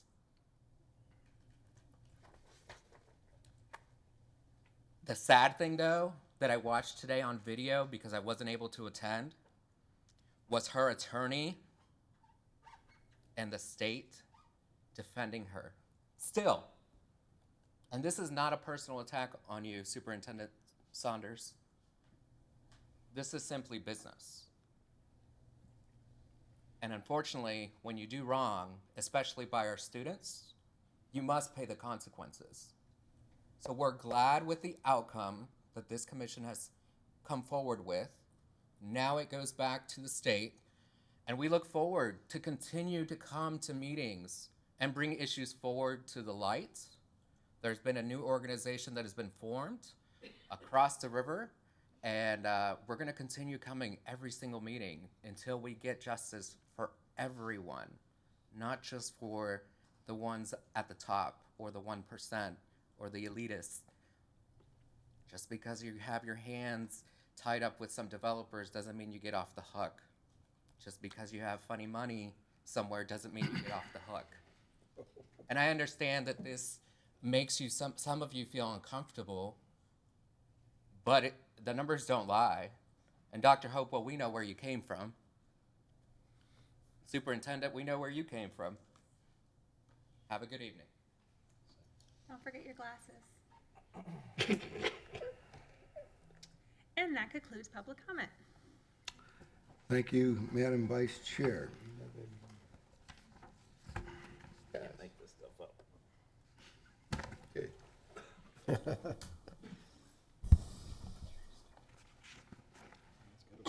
Okay. Next item on our agenda is approval of minutes. Does the superintendent have a recommendation? Yes, I do. I recommend the approval of the minutes from September 24th, 2019, executive session, workshop, and regular meeting.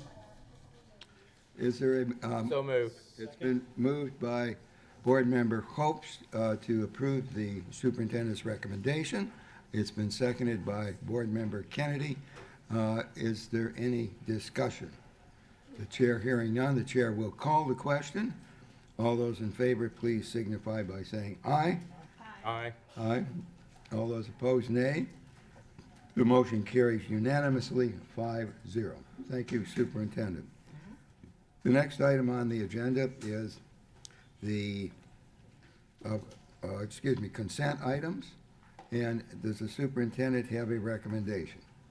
Yes, I recommend approval of the consent agenda for October 8th, 2019. So moved. Second?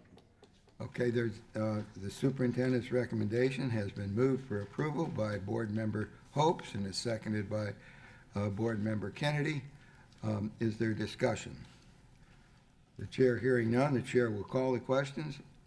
All those in favor, please signify by saying aye. Aye. All those opposed indicate nay. The motion is approved unanimously, 5-0. The next item on the agenda is new business. And item number 1 of new business, non-consent items, is approval of budget amendments for July/August 2019. Is there a motion to approve that, or we're going to have somebody come up and talk about this? The superintendent, you have some words to share with us on that. I was just going to recommend the approval of it. So, yes, I recommend the approval of the budget amendments through August 2019. Okay, thank you. Is there a motion to approve? Second. Okay, it has been moved and by Board Member Hope, seconded by Board Member Kennedy to approve the budget amendments for July, August 2019. Is there discussion? The chair hearing none, the chair will call the question. All those in favor, please signify by saying aye. Aye. Those opposed, nay. The motion is approved unanimously, 5-0. The next item on the agenda is the approval of the year-to-date financial statements through August 31, 2019. Does the superintendent have a recommendation concerning this item? Yes, I recommend approval of the year-to-date financial statements through August 31, 2019. moved. Second? Okay, it's been moved and seconded to approve the superintendent's recommendation regarding the year-to-date financial statements through August 31, 2019. All those in favor, please signify by saying aye. Aye. Aye. Opposed, nay. It is approved unanimously. The next item on the agenda is approval of the First Amendment to the contract between Manatee County Girls Club, Inc., DBA Just for Girls Middle School Alternative Education Program, and the School Board of Manatee County for the 2019-2020 school year. Does the superintendent have a recommendation? Yes, I recommend the approval of the First Amendment to the contract between Manatee County Girls Club, Inc., DBA Just for Girls Middle School Alternative Education Program, and the School Board of Manatee County for the 2019-2020 school year. So moved. Second? It's been moved by Board Member Hopes and seconded by Board Member Kennedy to approve the superintendent's recommendation. Is there discussion? I have a question. Okay, Vice Chair Messenger has a question. We'll consider that discussion. I saw that the contract was a little altered, and I guess what I want to know is, as I read this contract, it's saying that the school will be expected to meet 2 criteria from the ESSA law, which I think is 41% have to be proficient. Is that the number? 41% has to be proficient in 2 of these areas. So am I understanding that correctly, that that is the requirement in this contract? Ms. Messenger? Yeah. It's not a requirement per se, but it is a goal for the school to meet. So it wasn't condition precedent. You must do this in order to get the additional funding, but it was the intention of this amendment that it would be something that the school would strive for to meet in both amendments that go before the board tonight. Are other public schools required to consider these ESSA requirements? Ma'am, not all schools, contracted, charter, and traditional. So these goals that we're putting in is an expectation and a requirement regardless of all contracted sites. They have to meet the ESSA threshold now as well. Okay, We've just spelled it out in this contract now. I see. So that is an expectation of all of our schools, Yes, and so it's going to be an expectation here as well, absolutely. Mhm. because that's part of the federal guidelines, really. Correct, correct. Okay. Is there any other discussion? The superintendent? The only part that was changed from the original one was there was some language that spoke in terms of comparison to traditional and charter. We felt that that really didn't need to be stated because really the school is performing and improving based on their prior year data. We didn't need to compare it to another school. The ESSA improvement is from last year to this year on their schools. So we just omitted that one line. But what would their school grade be if there was a grade assigned? Alternative schools are not graded, but if they were, it would not be where we would want it to be right now. Are there any requirements when we're giving this money, an expectation that those will be improved? Because in a charter school, there would be an expectation from the state that there would be improvements. Is there any kind of expectation in this contract for that? Yes, there is. Ms. Messenger, Uh-huh. to begin with, charter schools are governed by a different body of law under Florida Statute 1002.33. Get This that. contracted site is not, but it is the expectation of this board when approving this amendment, and we'd call them We can call them criteria, we can call them buckets, but to see continued growth in Just for Girls to include another threshold of the ESSA standards. So that's why all the standards are there in front of you and showing the school itself where it presently is and what the intention of our board is for additional funding. It's not recurrent. It's not recurrent funding. It's for this year only, but the expectation is for the school to improve and to pick up another bucket category under the ESSA standards, which are federal. Okay. I know that they're governed by different laws, but if the argument continues to be made that they are under the same umbrella and that they should have been included in the language under charter schools, which has been the argument, then to me, then if that's the argument that somebody wants to make, then perhaps that should be fulfilled. My 2 cents, this is coming from Mitch Teitelbaum, not the attorney, but my 2 cents, that is not the case here. This is not millage money. To the contrary, right. This is not millage money. This is not a statement. This is millage money being awarded to a contracted site. To the contrary, as the drafter of this contract, that was not what I put in there. To the contrary, I fulfilled the will of the board, but ultimately held accountability for that particular contracted site with expectations that I felt that the board would want to see as approved by our superintendent in her recommendation. Thank you. Thank you. Thank you, Vice Chair Messenger. I have a few comments. Board Member Kennedy? Sorry, Mr. Biner, I just want, I think she's gone, but I just wanted to take a moment to recognize Annabelle. She is gone.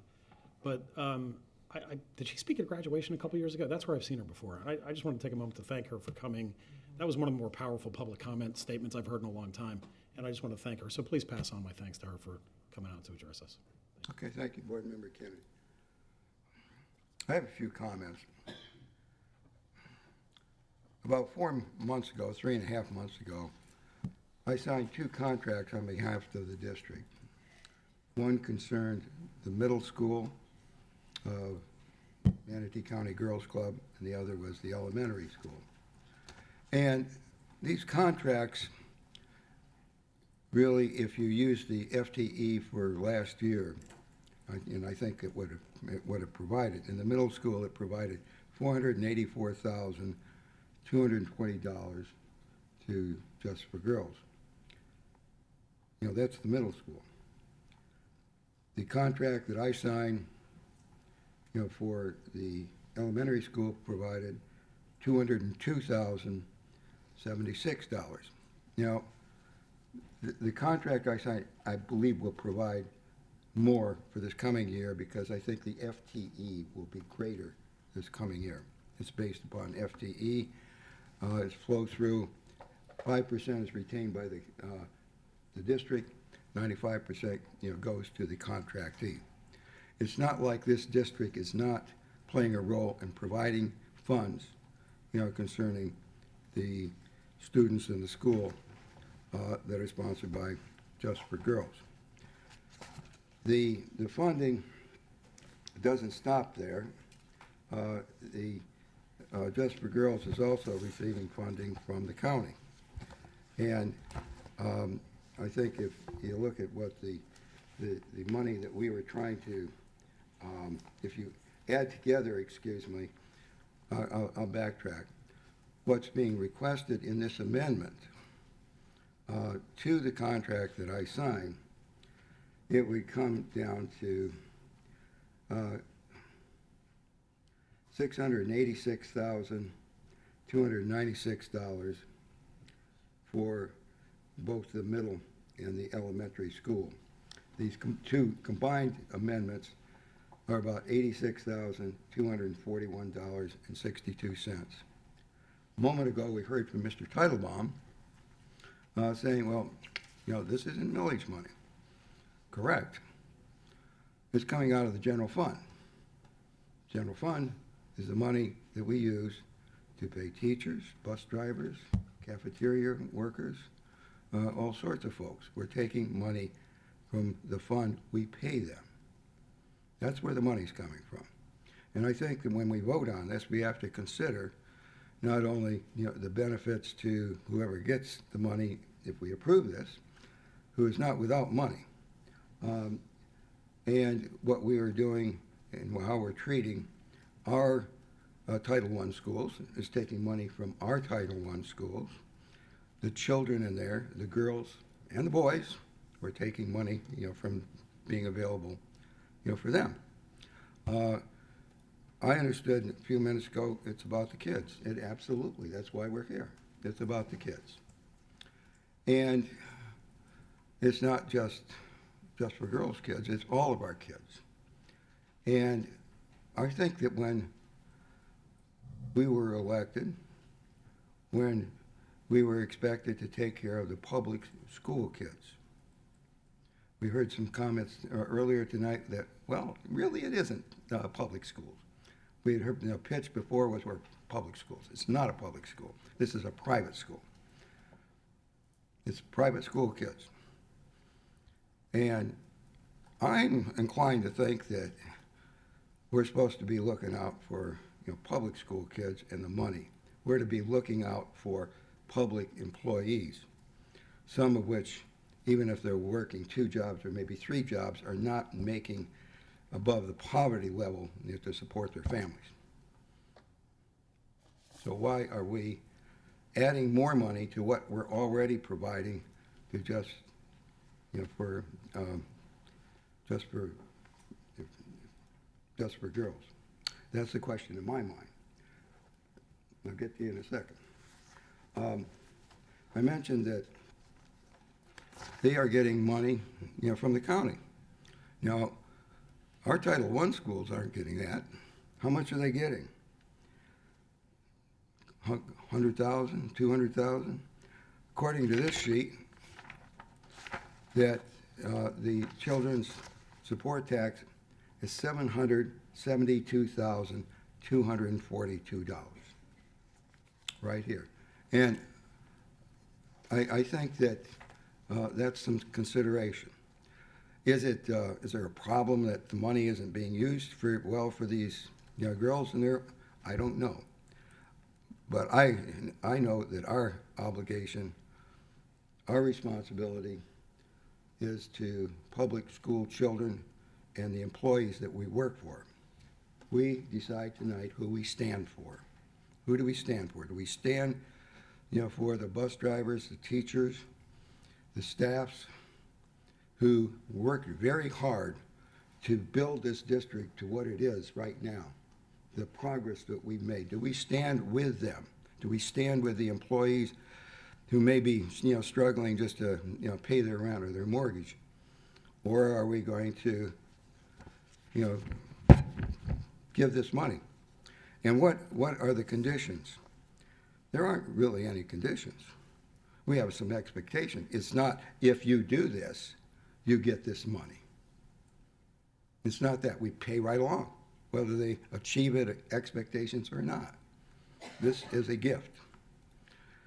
How we feel about making a gift is a lot different than when, okay, we're going to buy something. And I think that the vice chair brought it up. What is this expectation?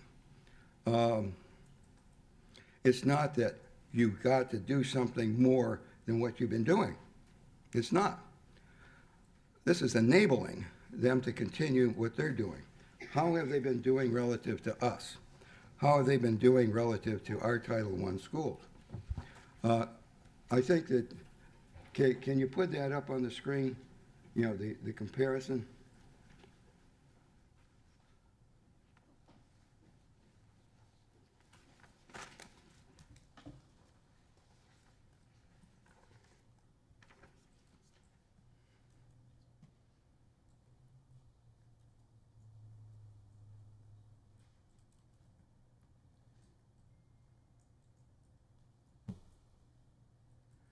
While she's bringing that up, let's keep in mind that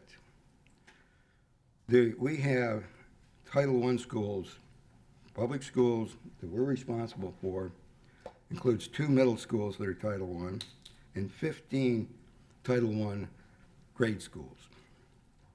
And we worked very hard to improve the quality of education of our Title I schools, and because of our staff and our teachers' efforts, they have improved significantly. But we're talking about taking money away from them and giving it to a private school. That's really what we're talking about in this motion. And if you see, I don't know if it's up on these screens, but if you compare both proficiency and learning gains between our public schools, who we are obligated to and with joy are responsible for, with, Just for Girls. I'll just read a few of these. But up at the top in proficiency, Just for Girls had 18%. We had 52%. They lacked this school district by 35%. That was in third grade. Fourth grade, proficiency down, they're behind 57%. Fifth grade, behind 48%. The learning gains, let's talk about that. That may be even more important. The learning gains in our Title I schools was 75% in third grade. Theirs was 50%. In fourth grade, our gains were 57%. Theirs was 8%. I think you get the idea. We have worked hard. Our teachers in Title I schools and as paras and the whole institution has worked hard, to raise the proficiency and learning gains, far and exceeding what was done in Just for Girls. Now, I'm concerned about the Just for Girls kids. They're all important. They're not getting what they would have in our public schools. I'm concerned about their being prepared for the next level, and that goes the same pattern as in middle school. I'm concerned that they're not ready. We had what went on over in Palmetto. People really liked it. They liked that curriculum. It was popular. The guy was very nice. People were real nice, weren't they? But they were not academically succeeding as they should. They weren't being prepared for the next level. Similar story here. And we're being asked tonight to enable a continuation of this. We're not asking you achieve this and you get something. We're asked to enable a continuation of what went on. Does the community think that's really a good way to spend our money? Enabling the continuation of something that's falling behind our Title I suggest that it's not. It goes down in math. It goes to the same story in science and social studies. I think that it would be a grave insult, to our Title I schools for what they've done, to make education better, for kids similar, to go ahead and do this. I think it's taking away money, from not just teachers and cafeteria workers and paras, and that's what general fund is for. I don't think the public is going to consider this to be a good use of our public money. And so I think we ought to pause before we do this. I think that what the vice chair is getting at, why don't we require, if we're going to do this, that they meet all these standards before they get the money? Prove it. Don't say you're going to do it. Prove it. That's not the way it's written, though. So anyway, Mr. Golden, Reverend Golden, Board Member Golden, your comments, sir.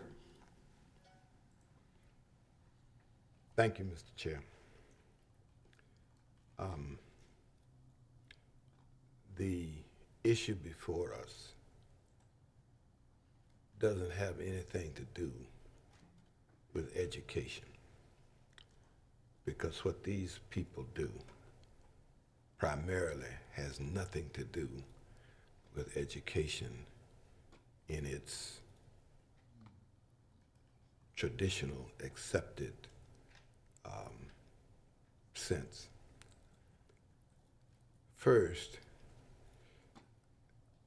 you overlook the fact, if you're not careful, that there are 3 types of public schools. We started out with one. It was what we now describe as the traditional public school. And for different reasons than exist today, we allowed our public school systems to be manipulated into taking money and being used and allowed to use that money for what we now describe as public charter schools.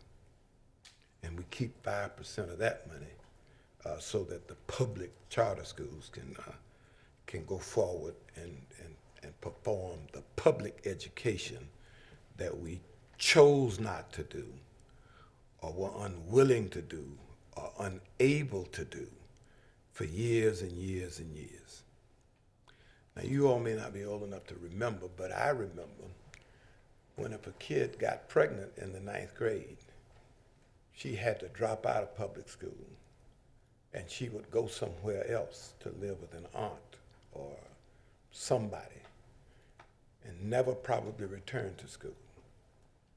I'm old enough to remember when we treated the least of these as if they did not matter.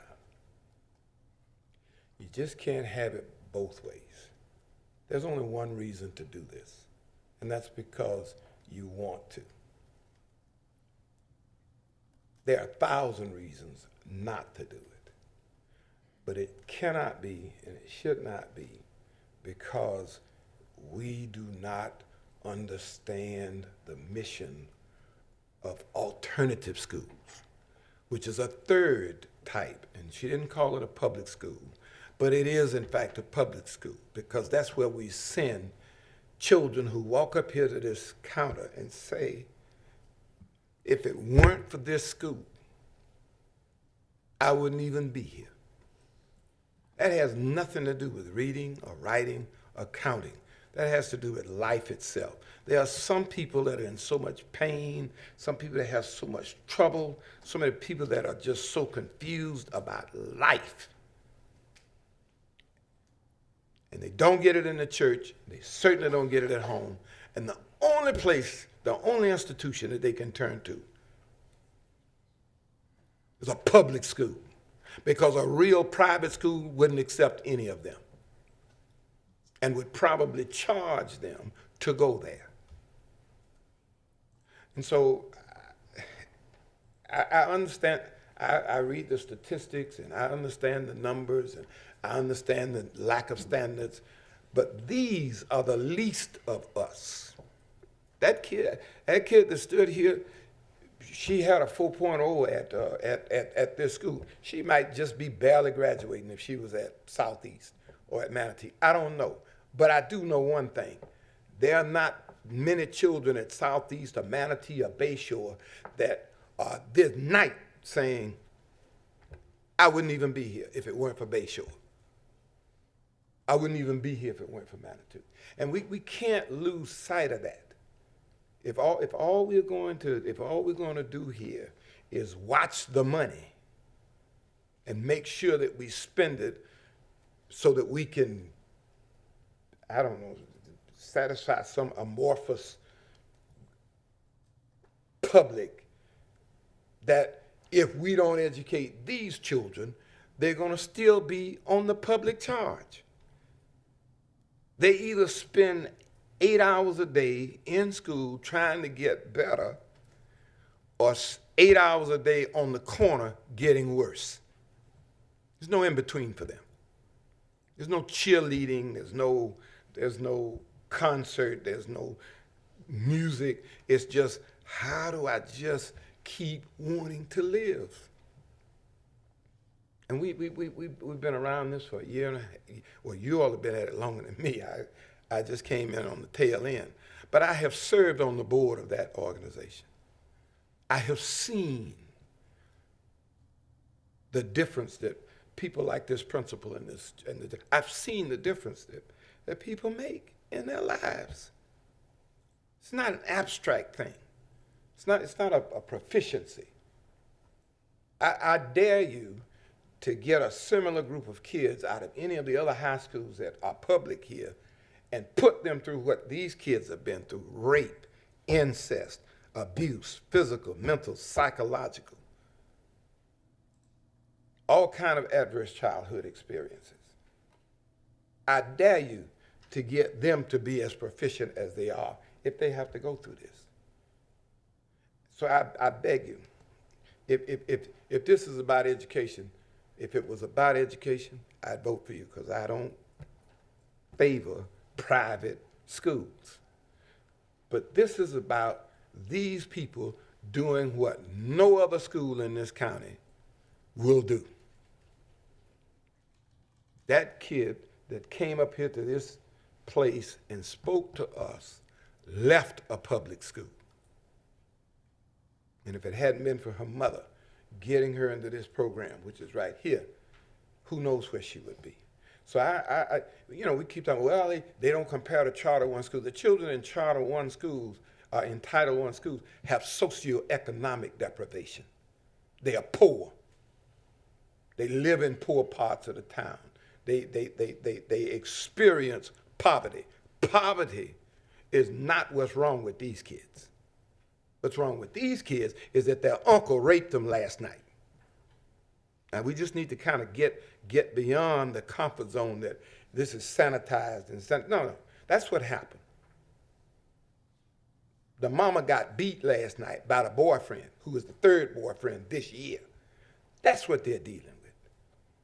And you just can't. So if you don't want to do it, you don't need all this justification. Just say, I don't want to do it. And I'm not going to do it. But I beg you, if you really, really are concerned about all the children, because these are children too, there's no justification for excluding them. We've run out of it. We can't use millage dollars. Well, okay, so we still came back. This lady keeps coming back, begging us to help her. We can't do it with millage dollars. We can do it with general dollars, but if we do it with general dollars, we take away from the other children.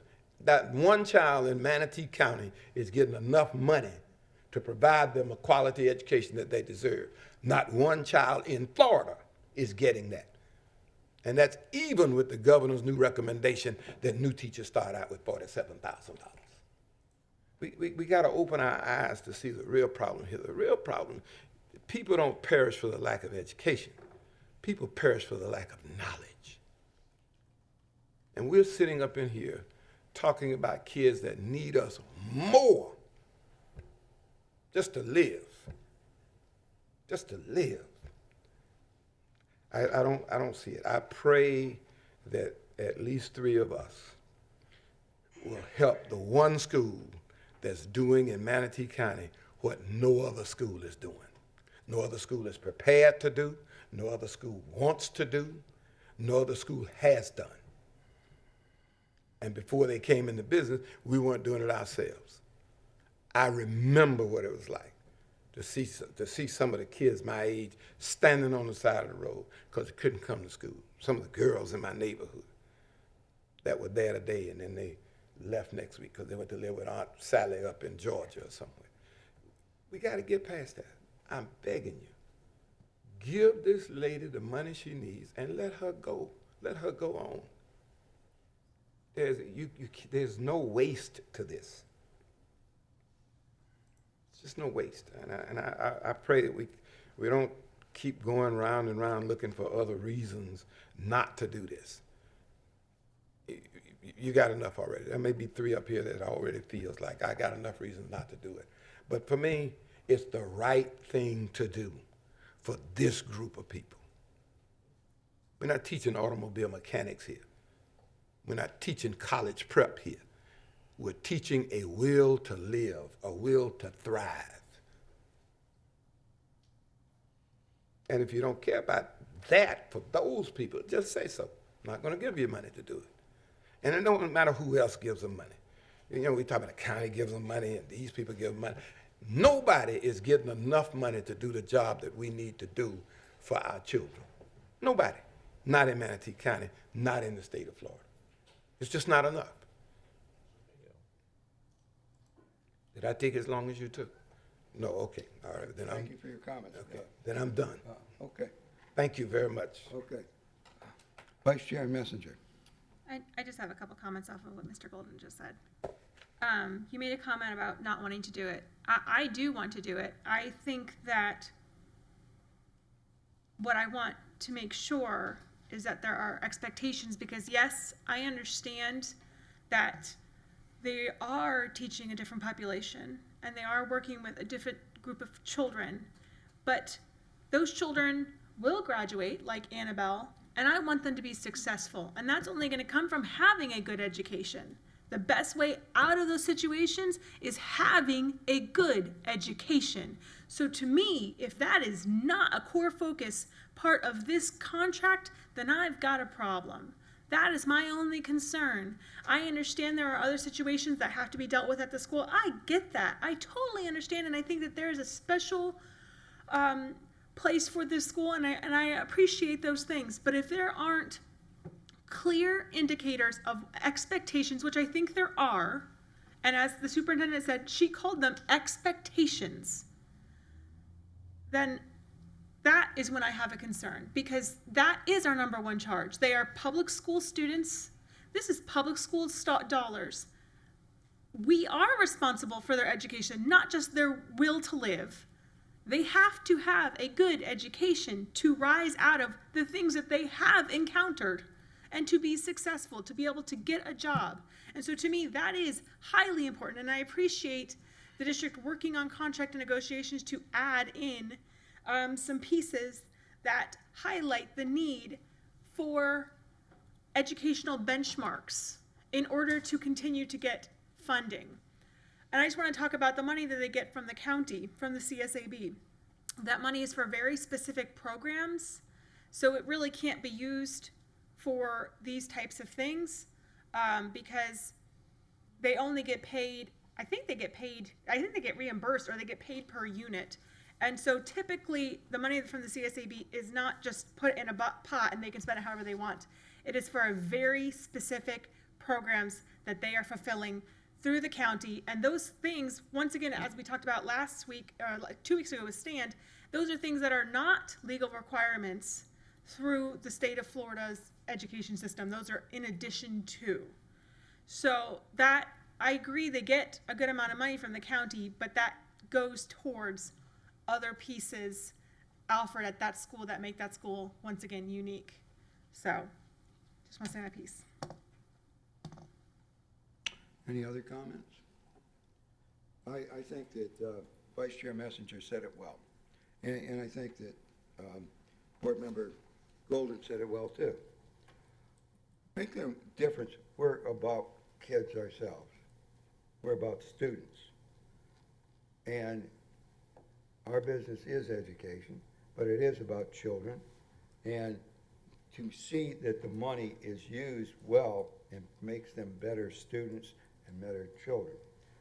Please make no question that everybody up here is concerned about kids and their welfare and making them better. I mean, I've spent my life doing that in various organizations.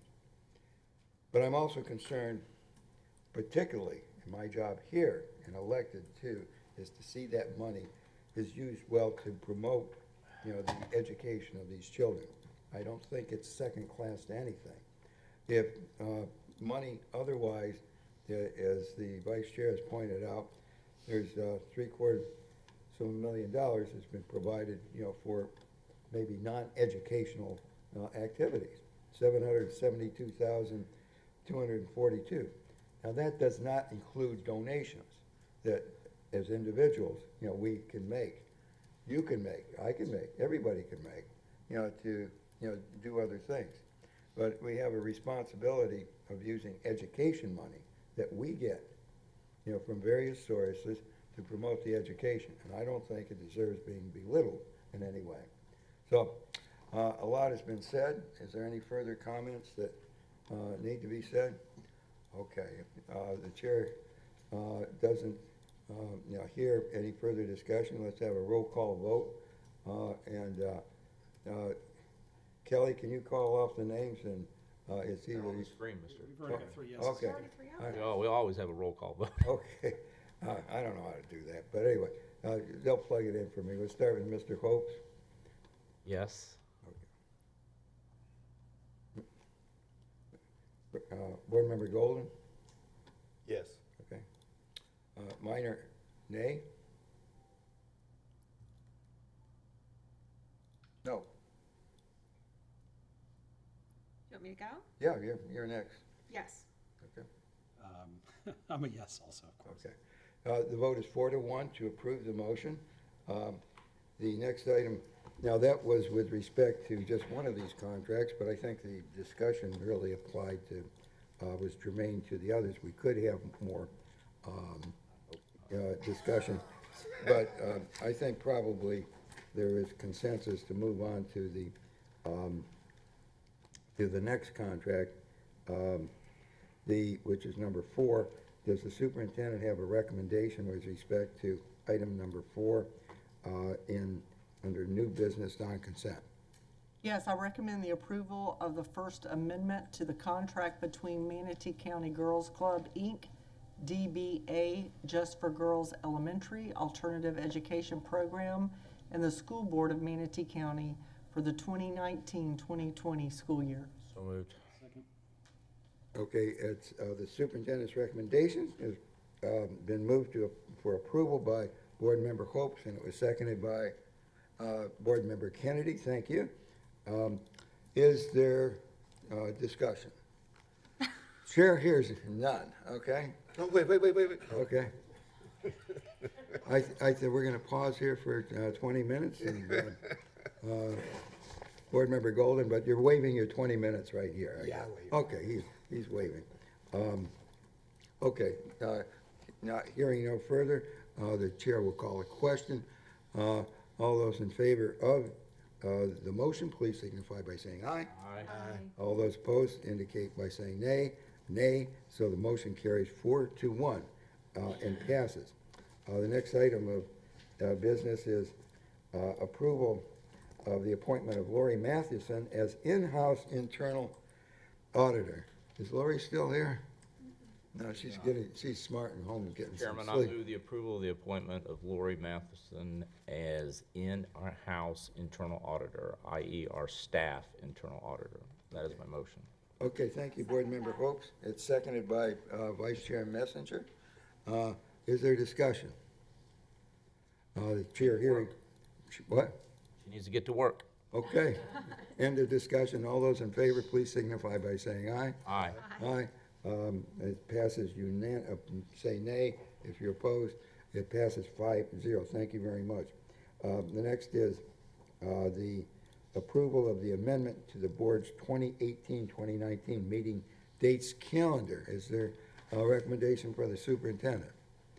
You want to? It's a board item. Okay.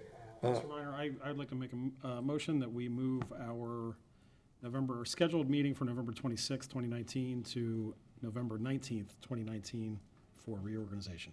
Okay, the chair's going to treat that as approval of item numbers, motion to approve item number 6. Is there a second? I'll second that. It's seconded by the vice chair. Is there discussion? Just briefly, my understanding is, what? Let me go. Well, okay, go ahead. So I think it's a good idea. The only thing that I think the board's general counsel needs to check, as you know from past experience, our bylaws provide that the chairman serves a term of 1 year and until a replacement is elected. So our meeting was, I think, on the 20th when Chairman Minor was elected. I just want to make sure that it's the 1 year because we haven't changed those bylaws because it's the 19th. And we learned that ad nauseum in the past. So I just want to make sure that by doing it, now there's a way, I mean, he could actually resign that day and then we could have our meeting, but we need to make sure that the 1 year term is served because that's our bylaws. I'll respond Now, to we may that. be able to waive them, but I'm used to serving 5 to 10, but, just kidding.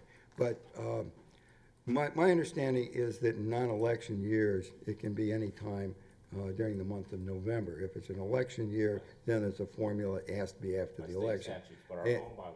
Okay, well, I'm just asking, board counsel if my understanding is correct in his view. Mr. Chairman, yes, in election years, it's a fixed date, fixed by the legislature, off years. I don't know of any reason why you couldn't adjust it. If the bylaw does kind of prevent you from wiggling, there are other ways to deal with it. The outgoing chair could resign a day early or something along that line. I mean, I think I don't think it can. anybody's gonna care, so. I think it can be worked with, but I'll look Okay. into it further. Okay, And can we have them, no, okay. is there any further discussion of this extremely important thing? Mr. Really, Board Member Kennedy. now, thank you. Okay. No, I just want to say, this reorg meeting has always been the third Tuesday of the month. And then, obviously, our fourth meeting of the month falls during Thanksgiving break. So it's interesting, though, this is the first time, this will be my fifth one of these, I think. That hasn't come up before, that year language in the bylaw has come up, but it sounds like we can find a way. Okay. Okay. I'm fine with it. Any further, discussion? All those in favor, please signify by saying aye. Aye. Aye, opposed nay. The motion carries unanimously, 5-0. Okay. We're moving to updates, legal department. Mr. Chairman? Yeah, should we? The gates have closed on me. It's Yom Kippur, and I really needed to leave before sundown. Okay. But we needed to do this work, so I'm out of here. Okay. To all of those The sun's Jewish still members up. of our community, have a happy fast. Okay. Okay, we have a brief legal update, I guess. Briefly, Mr. Chairman, two items from me. One, I think the board may be aware, but I want to make sure that it's clear that Cyber Global LLC, the school board's consultant in the RP process, did file suit against the school board on September 16th. I think it was served on the superintendent last week, or served on you, that's right. Yes. Guilty. That's when you started your 5 to 10. Excuse me. My understanding is the Blaylock Walters firms has been retained to represent the school board in that case. Okay. Secondly, I don't know if the board members saw it, but Supervisor of Elections, Michael Bennett, sent a letter to the chair today, copied all the board members, asking for clarification on the resolution regarding the switch to single-member districts. If there's no objection from the board, I will respond to that. I'll get together with you on that, all right? All right. He sent me a letter, and I just haven't had time to respond, but I will draft something for you, Mr. Chairman. Okay. Thank you very much. Anything, okay, the next item is instructional update. Janelle, okay. Thank you, doctor. Okay. There are several items I'd like to share. First of all, our school improvement plans are under review, and so those will be coming to the board either late October or early November for your review and approval. But we're doing the work at this point, reviewing those. You are receiving at this time a copy of the School Advisory Councils. This was published by the Bureau of School Improvement in July of this year, 2019. And since we will be reviewing school advisory councils and the board language will be up for discussion and a vote regarding school advisory language in our school policies, I wanted to share this with you for your information. You'll notice that each question does cite the section and the Florida statute, so that may be helpful for you as you review and prepare for that upcoming vote. The final one is a celebration.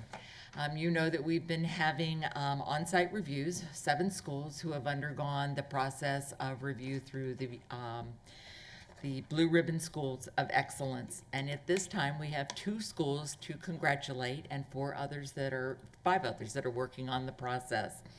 To be classified as a Blue Ribbon School, you're either identified as a Beacon School or a Lighthouse School.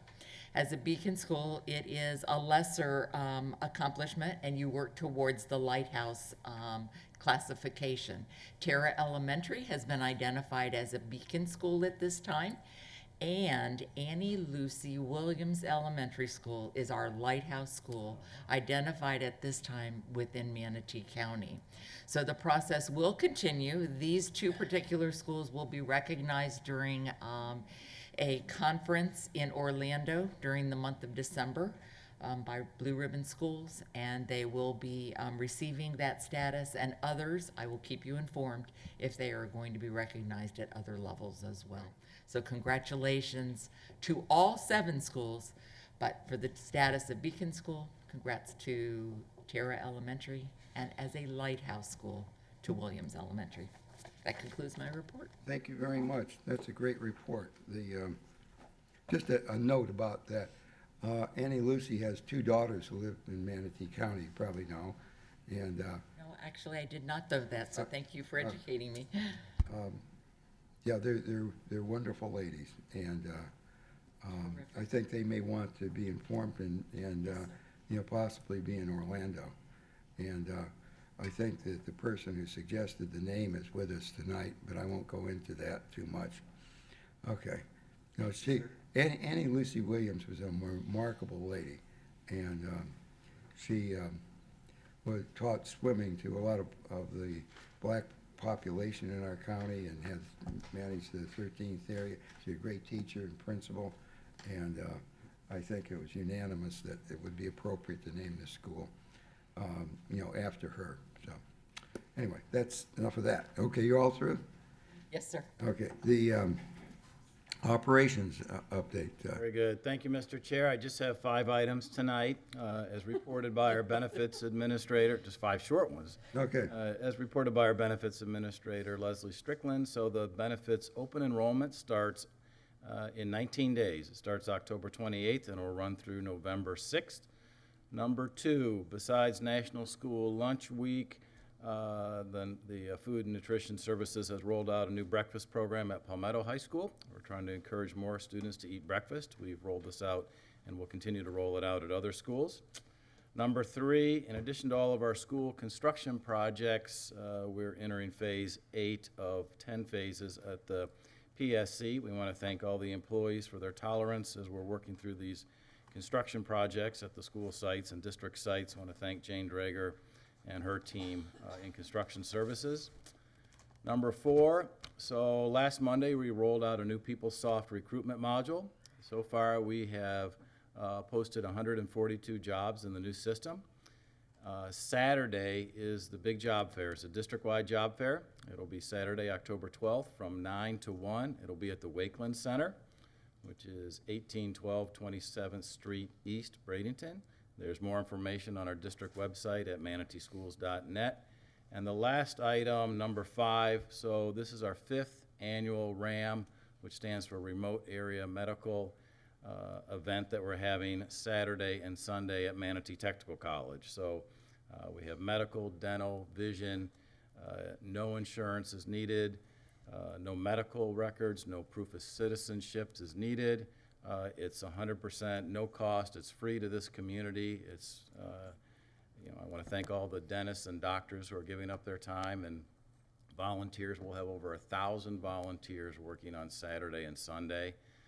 Tickets to get into the door are given out at 3 o'clock in the morning the night before, and then once you have a ticket to get in the door, then you'll be seen by a healthcare professional. So please help us get the word out. Usually when we have this event, it seems like Saturday is our largest day. It's open from 6 to 4, and Sunday is 6 to noon, and people don't seem to hear about it until Sunday. And all the reporters will be there on Saturday. They'll run it on the news stations, and we really need people to show up on Saturday for their medical. So, thank you. Okay, thank you. All right, it's time for board comments, and we're going to start out with Board Member Hopes, who is, okay. I'm sorry, superintendent remarks, geez. Okay, Gotcha. Please, the floor is yours. Okay. Gotcha.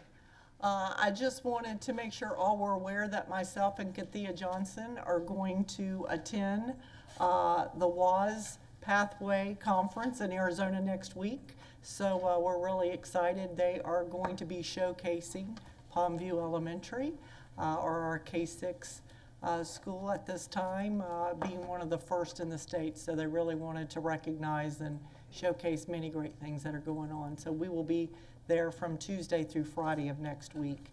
And the second item I wanted to make you all aware of, per the request of Ms. Messenger, we're bringing back our Showcase of Schools event next month, right before school choice begins, so that at the convention center, all of our schools will be located in one place. Parents can come, preview all of them, and decide for their own choice which school is best suited for their children. So she asked that we bring that event back, and it will be next month. So wanted to make sure parents put that on their calendar. Thank you. Thank you, Madam Superintendent. Okay, board comments. And Board Member Hopes has left the building, and Board Member Kennedy, you're up. All right. I first just want to take us back to the beginning of the meeting for the drug-free Manatee presentation. And I just want to loop it back to the STAND curriculum that we were talking about at the last meeting. That type of education is exactly what part of what STAND covers. As always, I want to thank the superintendent for her leadership and the work that she and the entire team do. We heard another really great financial update today at the start of this meeting, and you know, I know this board supports you, and I'm proud to be a supporter. Finally, I just wanted to mention real quick a friend of many of us in the school district, and Heather is a friend to many of us, and Heather and I've known Heather since we both started teaching in Manatee County in 2004. We started teaching at the same time, and so we were in new teacher orientation together, although we taught at different schools, and so I've known Heather that long, and I don't want to exaggerate, but probably hundreds of people in the school district know Heather. And Heather's not hearing this, nor do I want her to hear this, but I'll just put this out to the universe and send her some positive vibrations, or whatever you want to call it. But Heather, there are a lot of us out here who care about you and love you, and we are pulling for you right now. And that's it. So I just wanted to, for folks who do know Heather, you know, she's a special person in a lot of ways to those of us that know her. And Heather, and to Heather's family, we love you and we're thinking about you. That's it. Thanks. Okay, thank you very much. I'm sorry, I lost my... Reverend Golden, you're up, sir. Thank you, Mr. Chair. First off, I want to thank my colleagues for allowing me the privilege to attend two courses last week, I think, at Howie in the Hills, sponsored by the Florida School Board Association. The first course was a course in school governance and bylaw adoption and creation and revision and modification. And one of the requirements was that you were to bring your school computer with you to the workshop so that you could have an online experience in looking up bylaws and that kind of thing. And I want you to know, I'll never know how well I would have done because I could not log on. And I thought it was me, but then I found out we have a very secure network that does not allow me to log on from a different location, as in Howie in the Hills, through a different network. So I wanted to bring that back. I thought that was pretty. Now, I probably didn't know what I was doing either, but I'd rather tell this. Am I telling this story or not? Okay. You're doing good. Okay. But I was glad to be able to go there and hear that a lot of things that we are doing right. And the second class was a class in collective bargaining. These were day-long classes. And one of the things, to my surprise, that came out was that they recommend a pre-negotiation meeting before the collective bargaining process starts. And that was just what we had just gotten out of, I guess, the week before I was able to go to the court. So I'm learning a lot, and I appreciate the opportunity to go and be more informed about what we're trying to do here to help the people. As has been mentioned many times tonight in public comment, we had another constituency contact meeting in District 5 with respect to the Greyhawk situation. And I'm not going to change my modus operandi here. I do not announce beforehand what my vote is going to be on anything. I haven't done that yet, and I'm not going to start now. But I will say thank you to those who came out to meet with me at the last constituency contact meeting.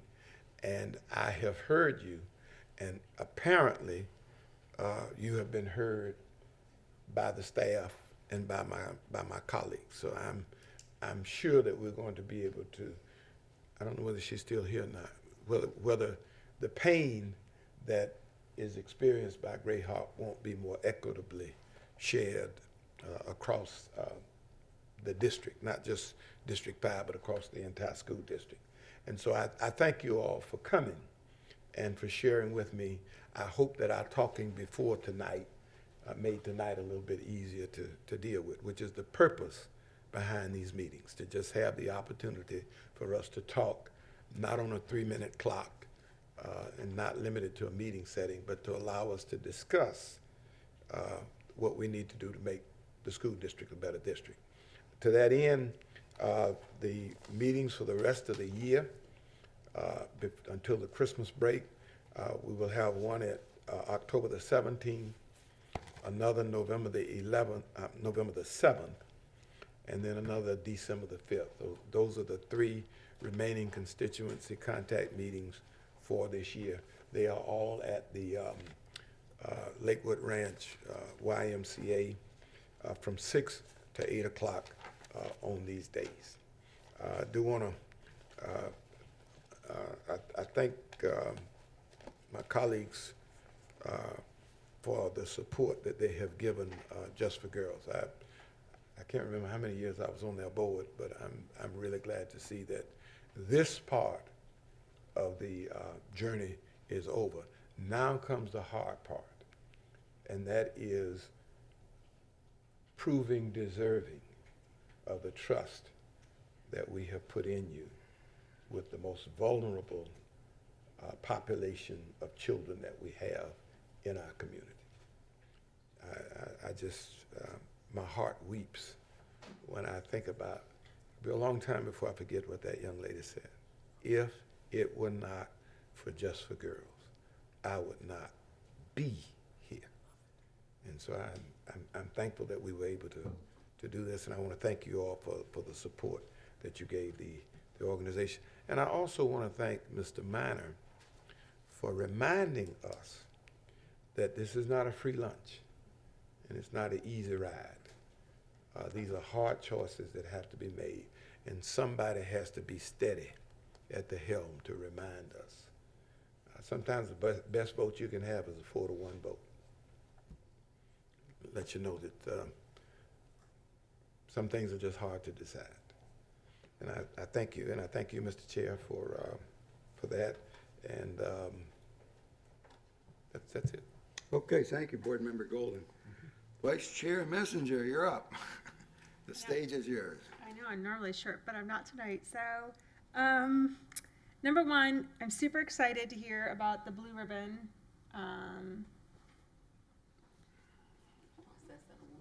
Award, I guess is the right words. That's awesome. Number two, the showcase of schools. I appreciate you making that come to fruition.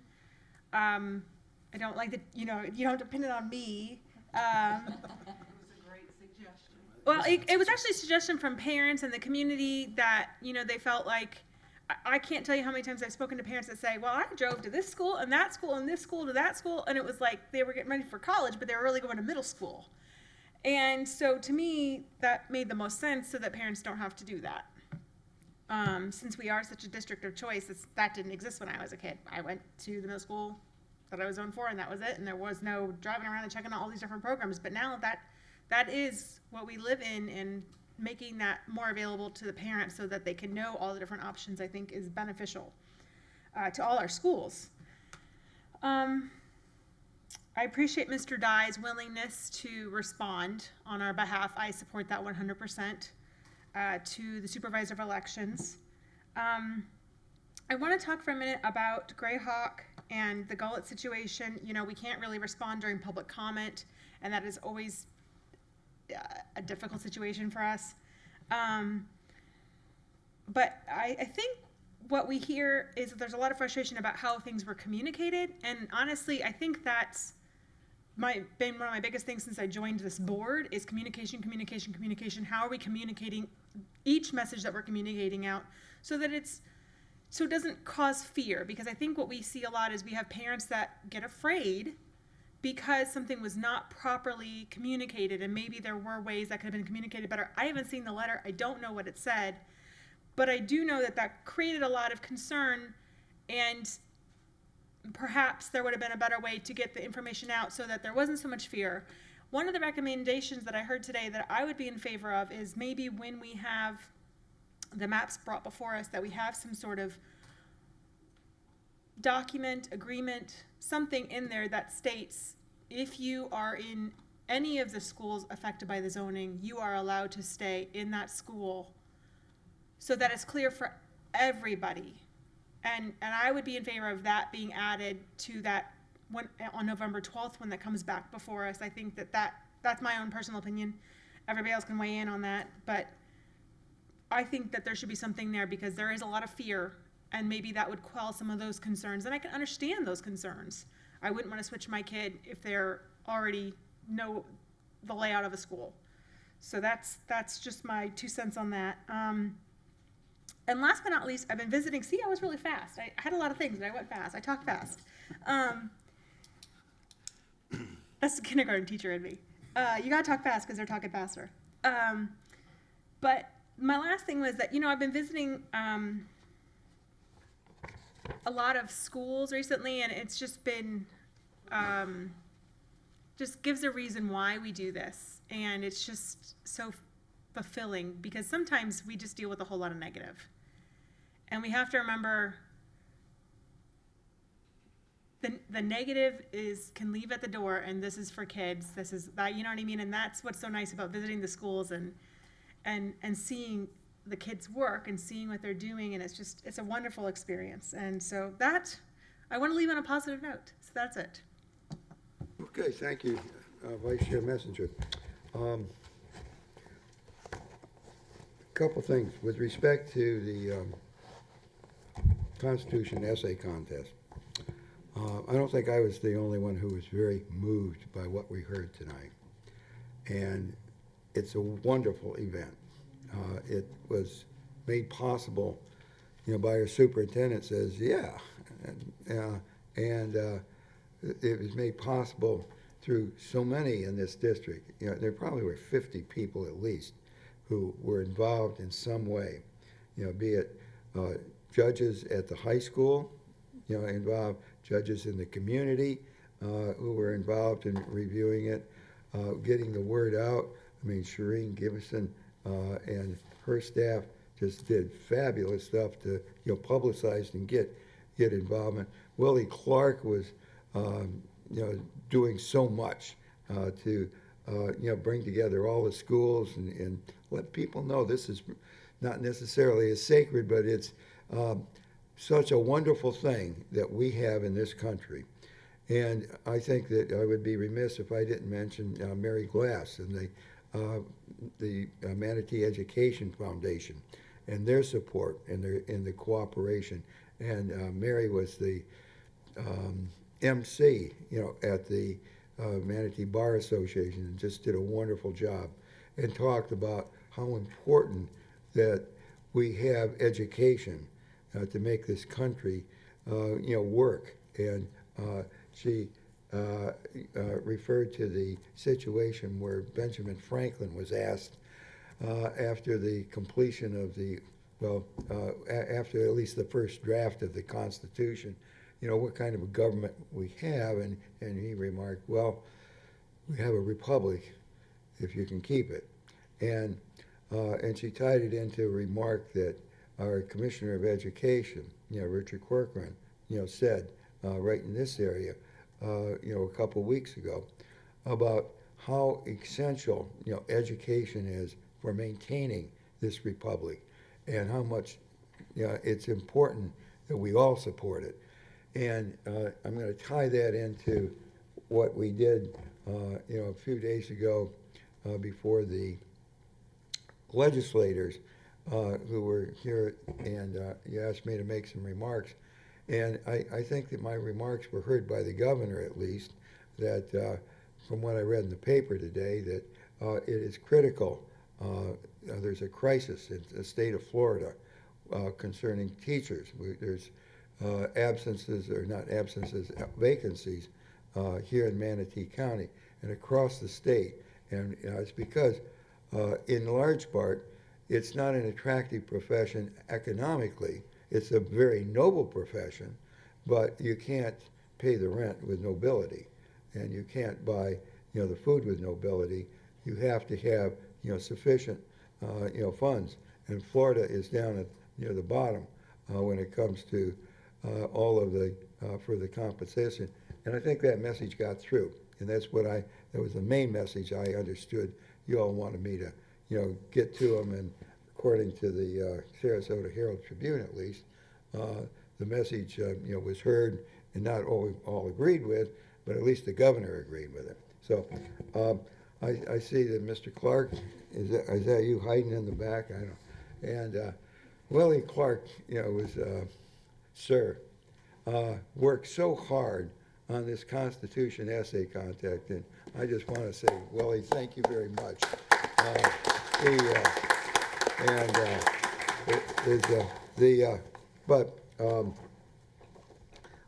There's so many names that were involved, and I probably ought to mention at least a few of these. Well, I'm going to have to go without it, but Shireen Gibson, Dr. Gibson, worked very hard to make it possible.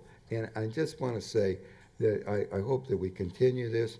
Mr. Kennedy mentioned that, shortly, and we were talking about, we are going to choose, a chair, for next year, and I hope whoever it is, that they will, find it important to continue with this and make it a tradition. I want to talk about one other thing, and Glenn Givolina isn't here tonight, but he's usually here, and usually he talks about a couple things, workforce housing and also the environment. And I'm talking about environment because it's been my privilege to represent this district with the Central Florida School Board Coalition. And the next meeting is going to be up in Kissimmee, where the high school that they have just built in Osceola County is energy neutral. And I was kind of curious about how they did it. I mentioned it to some people, and the superintendent, we're all interested in how to do this. This meeting is Monday up in Kissimmee, and I talked with the deputy superintendent. The superintendent is up north with her daughter's having a baby, so I didn't disturb her, but Deborah Pace, Dr. Pace, who's really a terrific person, but Scott Fitz, who's her deputy, is also a really neat person, and they would like to have more people there. They want to help, push the button about energy efficiency and ecology, and they would welcome other people of interest, to come to that meeting. And I'm passing that along on TV and in this audience. If this is something that you would want to give about 8 hours, 10 hours of your time, to get there, you're talking about a couple hours, starting about 7 in the morning, and The meeting would go till, about 12, maybe a little after, and 2 hours back. So add that up, that's 5 and 2, I guess, maybe 7, 8 hours, to contribute, to go up and say, okay, how did you do it? How did you get the financing? What did you have to do? And then share that knowledge and come back and say, yes, this is something maybe we ought to include as a priority going forward. And spread it in the community. Last night, there was a really nice reception for Karen Holbrook, Dr. Holbrook, down at University of South Florida. And she works so hard with us. We ought to make her an honorary faculty member or something. But in the community school particularly. And I forget the exact wording of the award. Superintendent Saunders was there. What is it? Do you remember the wording of the Arts Recognition Award? And I mentioned to her, yeah, this sounds great, And what's neat about that and her reaction is when you do a project like this, there has to be collaboration with a lot of folks. And one is a university. And she said, we're in, And she said, I can't go, but Britt, I forget his last name, who's her deputy, said, he's volunteered to go, and up on Monday morning. And I don't know how many others, but if there's a lot of people interested, I'm just putting the word out. This is Tuesday night. Call up and bother Michelle or Kelly and say that my name is. I'll be there at 7 in the morning on Monday. Out in the school district parking lot, to go up, to Kissimmee, and that gives us a number. If it's maybe 1 or 2 people, it could be a car. If it's 6, it might be, a van or something. If we get 12 or 15, we might get a bus or something like that with permission from the superintendent. I won't drive, okay? But I think the more people and board members, we can't talk in there, but anybody who's interested to go up there. So enough of that. And we've had a great meeting tonight. Thank you all for coming, and let's be glad that we're in America and have a great Constitution. And we are adjourned. Thank you. But